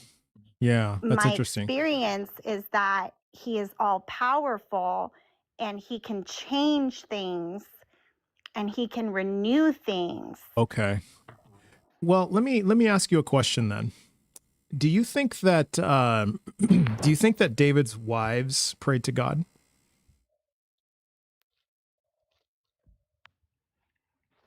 Are you asking me if I think that scripture is true? David's wives, yeah. Is scripture true? Absolutely. Okay, absolutely. Okay, perfect. Now, this isn't really in scripture, but I'm speaking specifically about David's wives. Do you think that they prayed to God? Well, if we're not talking about scripture, then what is the point? Well, we'll get to scripture in a second, but and I think the reason I'm asking is because something traumatic happened to them that's in scripture, and I'm wondering if you think, and I'm just asking for it's a bit of speculation, so I'm asking you, what you think.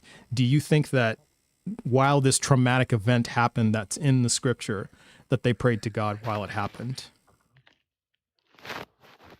Well, I don't think that if it's not written that it applies to me. Okay, so if it wasn't written, it didn't happen. No, that's not what I said. I said I think that if it isn't written, that it doesn't apply to me. In other words, God doesn't need me to know that. I got you. So I'm Okay.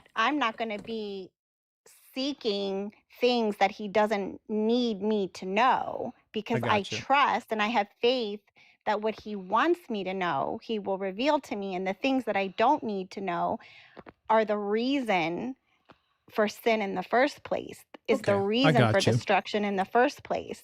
Now, why would you think then, because this is in scripture, this actually is in scripture, why do you think that God would command the grape of David's wives?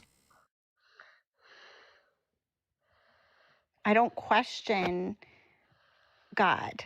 I don't question his authority. I just seek him. I seek the Creator's knowledge. I seek the truth. I don't know more than God, and I don't question God. Are all of God's commands good? Yes, it's for our good. It's for our good. And so what was the good then for when he commanded the wives to be graped? What was good about that? Again, I don't question his authority. Okay. Was it good? Or his goodness. If he sees it's just, I trust that. Okay. So because he's intervened for me, and I've seen him intervene for others divinely, that only a loving, powerful God would do. Yeah. So I don't question his authority because he's revealed it to me. Okay. So if God commanded, God commanding the grape of women, if God commands it, it would be good and divine and righteous. I don't question his authority. I don't question if he, and also God does not choose sin, but he's also not stopped because of sin. He's not limited by sin. Yeah. He's not the author of it. Well, commanding a grape. Well, you already said it was righteous and good, right? I'm sorry. I said what was righteous and good. God commanding a grape. You already said that. No, I said I don't question God's authority. Okay, but you did say that all of God's commands are good and righteous. Righteous, absolutely. Okay, so then that means God commanding grape is righteous. I don't know why you are saying that, because I don't understand what you are referring to. I'm just using logic, because you said that God commanding all of God's commands are righteous and good. Yes. So that means when God commanded grape in the Bible, that was good and righteous.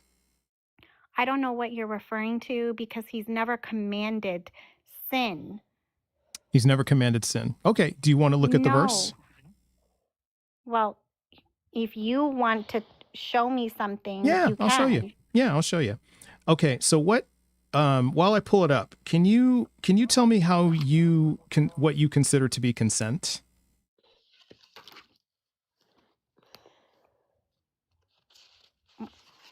You want me to tell you? You and I are both adults, and you and I both know what consent means. Okay, So, what is it? Just so that we're on the same page. Yeah, permission. Permission to what? Okay, you said consent. Yeah. So as one word, that's permission. a synonym. Okay. Permission. Got it. It means permission, which means that you have to give another person permission to do something to you, right?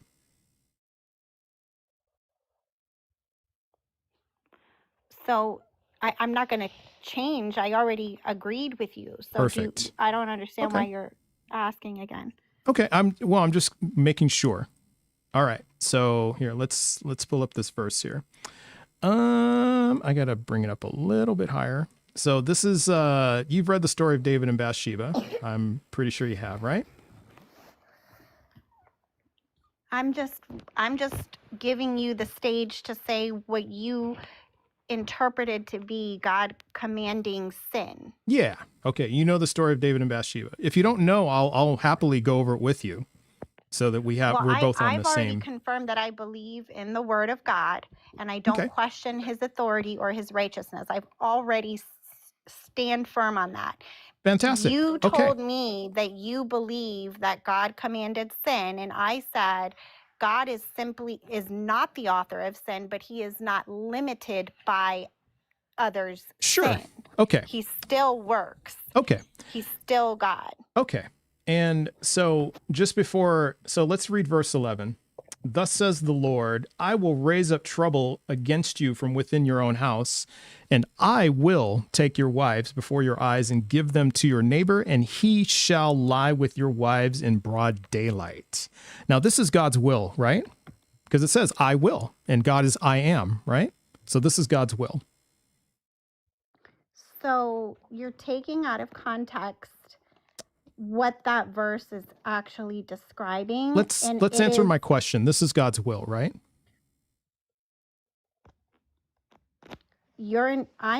I believe in the word of God, and I believe he will turn us over to our own sin. I'm not sure how that answers my question.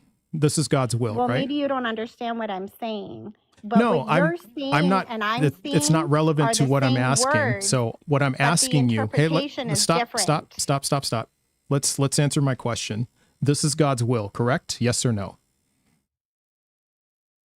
The sin is not God's will. Okay, I'm not. It's a yes or no question. Is this God's will? Yes or no? Verse 11. Is this God's will?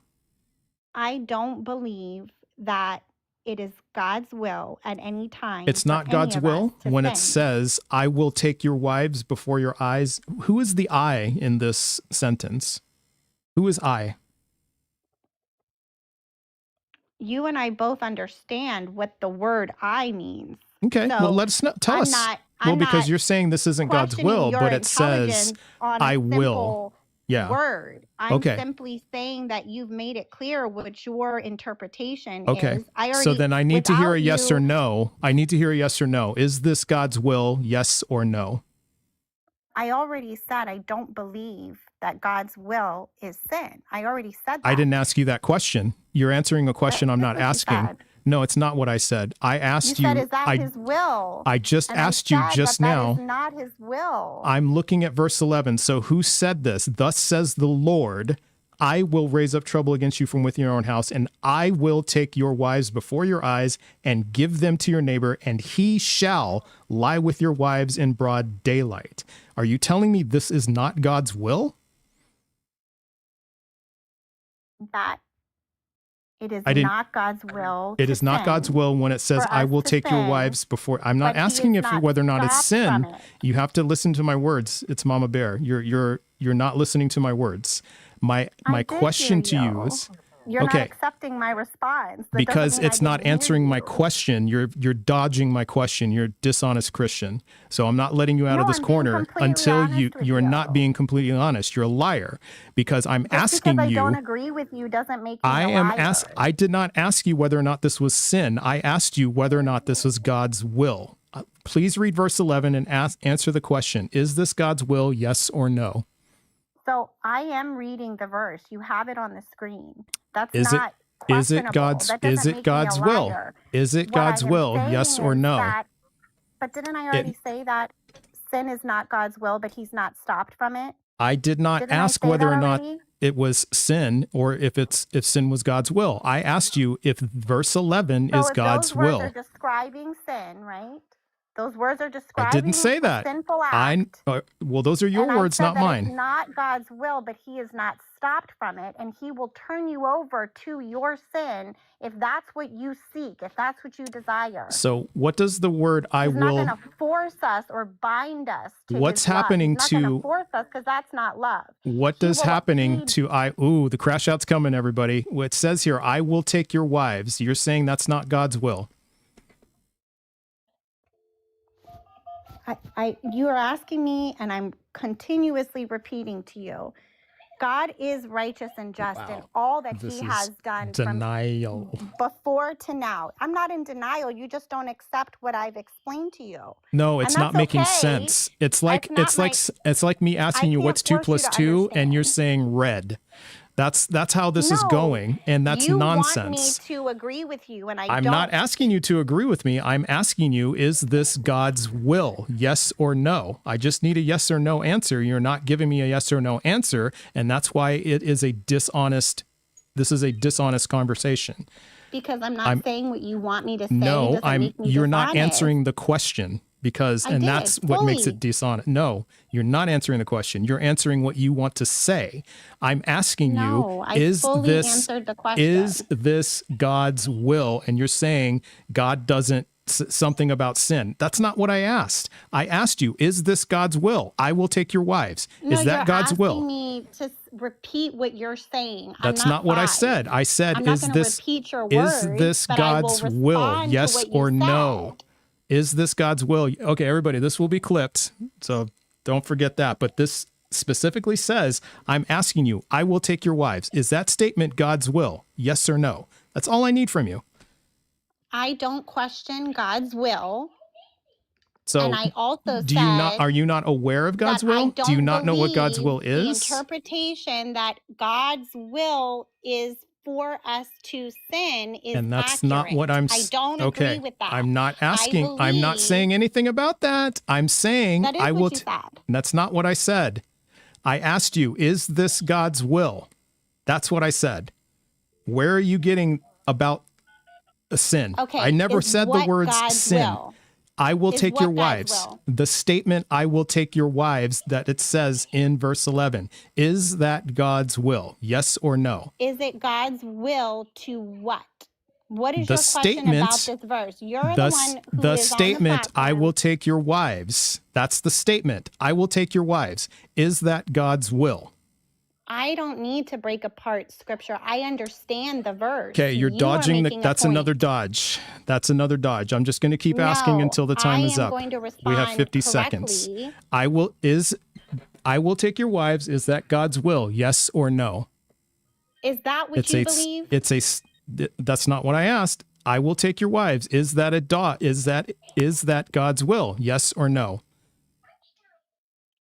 I'm not sure if you didn't hear anything I've said, but I've already I've heard everything answered you've you said. with my You own did words. not. You have dodged the question. That's not a yes No, or that's no not answer. dodging. It's a direct It's a answer. yes or no answer. Is this God's will? No, yes you or want no? me to say yes or no. Because that's And what I'm the not fucking going to question say is. yes or It's a yes or no because question. I disagree with what you're It's a insinuating. yes or no question. Is this God's will? Yes or no? You asked me if I believe that the And sin this, okay, that so was this is committed in why. this verse was God's This is will. what. Okay, That's well, your what time's up question anyway. is. Okay, and this is why I am not a Christian, is because of dishonest people like Mama Bear. Mama Bear is a dishonest Christian. And this is why, because you cannot answer a simple question because you know where this is going to go and you cannot deal with it. This is brain rot right before your eyes. Brain rot. So if you are considering this religion, this is what you'll have to defend. This is what you will have to say in order to deny what's right in front of you. It is brain rot. Pure and pure. And the fact that this person has 9 children, that's even more terrifying.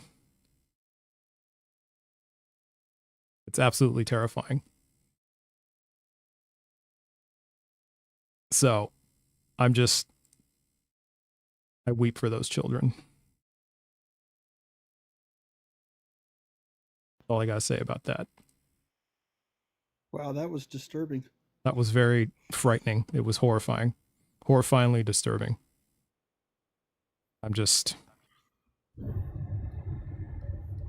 Yeah, that was just the fact that they just could not answer a simple yes or no question. Yeah, I'm the one that's gonna crash out.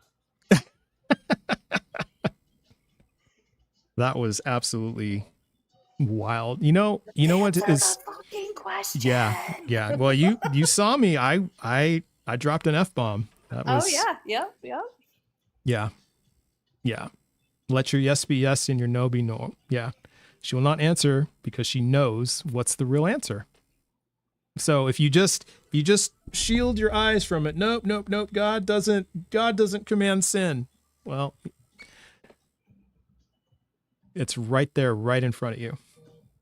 So maybe if you just don't say anything about it, maybe if you just deny it, you won't have to. No, it wasn't an answer to the question, Jazz. So this is the brain rot of Christianity. This is what this is. It is Christianity teaches you what to think, not how to think. And for someone to cannot even answer a basic yes or no question, that is brain rot. That's what that is. And the fact that these people vote in this country is frightening. It's absolutely fucking frightening. When I say that I could not tell the difference between fact and fiction when I was a Christian, Same. especially as a kid. Oh my goodness, fairy tales, Disney movies. There were so many movies as a kid where I was like, did this actually happen? Did this actually happen? Or I was like, this happened, or this is actually a thing. And to find out later as I got older that it wasn't real. Yeah. And if you're continuing in that mindset and you never get critical thinking skills, that the further you go in life, the more rotted your brain is going to be. You end up like mommabear, who is, I just think of, what was that? Was it the Duggars?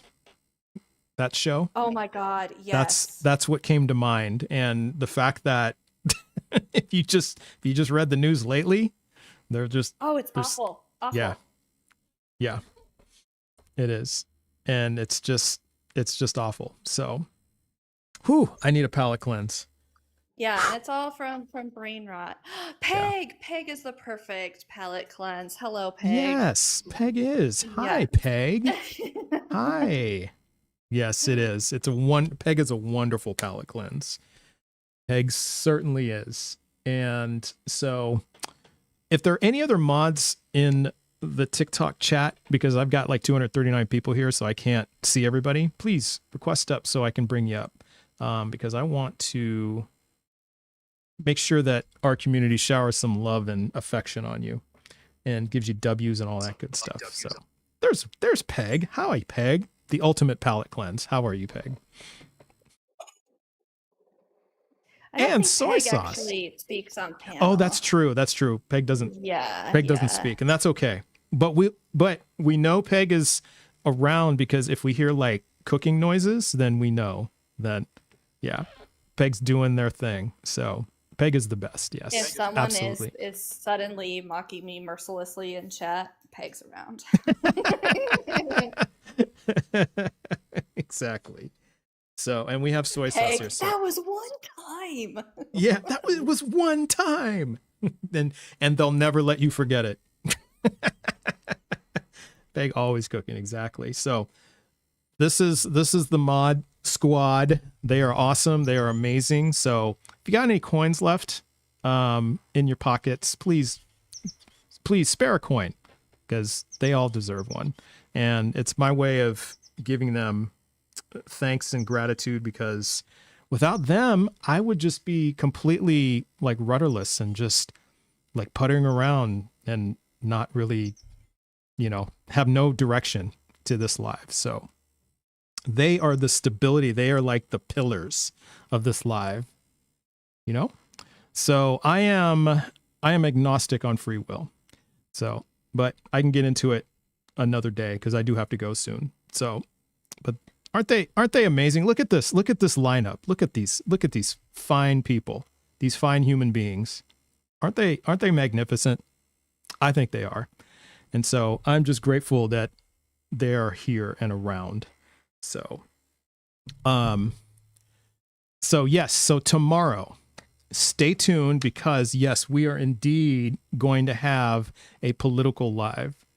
So we are going to have a political live centered around racism and transgenderism, and it's going to be fun. And not transgenderism, because being trans isn't an ism. But, yes, thank you for correcting me. Yes, we're going to be discussing. I'm just going to fucking put $1 in the jar. Oh, damn it! I have to put it down to 0. bucket. I had made it a 3 and I was going to show you I and know, everything when I turned it but to 4. I see. And now we're at 0 I know days. we're back at 0. I know. We made it to 3 days. We made it to 3 so days. That's not bad. That's not bad. I just And I just so fucked that it we all can up. We're right at the confirm- end. Yeah. Just so that we can confirm, I did actually. Hold on, I'm trying to switch my. Oh no, hold on. Okay, I did actually switch it to 0 days since patriarchy incident. Yeah, since patriarchy incident. So we're starting over. And I made it pink because it just felt. It felt right, right? It felt right. Yeah. The vibe, yes. So The vibe. yes, the vibe. 0 days since patriarchy incident. Oh well. Well. Yes. Okay. Well, it was for a good, like, I was trying to do the right thing. So yes, but You were. I was. It just you still failed, trust. I know, I still I'm just failed. kidding. Still failed. Just still smack right on the front and the ground. So But yeah. yes, we will be talking about trans people and Trans and people. race. So Yes. please come back tomorrow. Yeah. And Trust Come is back. live. I'm just gonna do a quick 10-second ad. Trust is live Monday through Friday, about 1 p.m. Pacific to about 5 p.m. Pacific, 4 to 5 Ish. p.m. Pacific, Yeah. around there, or 4 p.m. Eastern to 8 p.m. Eastern. Yeah. So come back. Yeah, every weekday, hang out, request up if you're a believer. We love these conversations. If you want to hang out in the political life tomorrow, we would love to see you all there. We're very excited about it. We are. And Yes. it's our second one, and we have a lot of fun with it. So, Yes. We do. Definitely come back tomorrow. Yeah, definitely come back. So it's gonna be lots of fun. And so the last thing we need to do is find a person to raid. So it's raid time. So who can we raid? Let's see who's on. Well, Joel and Mezzo are on. Dark Knight's on. Dark Knight is on. And actually, this is who we should raid. This is a creator that I have become acquainted with recently, and her name is Ariel Almighty, and she is fantastic. And if you like it spicy, you'll like Ariel. Let me put it this way. Very knowledgeable, very pretty spicy, and just really, really sharp and on top of things. So I'm thinking let's raid Ariel Almighty, and that's Ariel and then Almighty. So that's who I'm going to say. Let's do that. So let's go raid Ariel's live and do a TBV raid. Yes, there we go. Ariel Almighty. She's amazing. And if you guys stay in there for a few minutes, you will know exactly what I'm talking about. She does not hold back at all. So I am like warm milk compared to Ariel Almighty. It's just, yeah, it's amazing stuff, but very knowledgeable and just, amazing. Can't say enough about her. So let's go there. Let's show some love to Ariel, and you guys will enjoy it. So is she doing music today? God damn it. Well, let's do it anyway. I don't know if she is. Maybe somebody can confirm. Maybe somebody can confirm real quick. Nah, let's just go.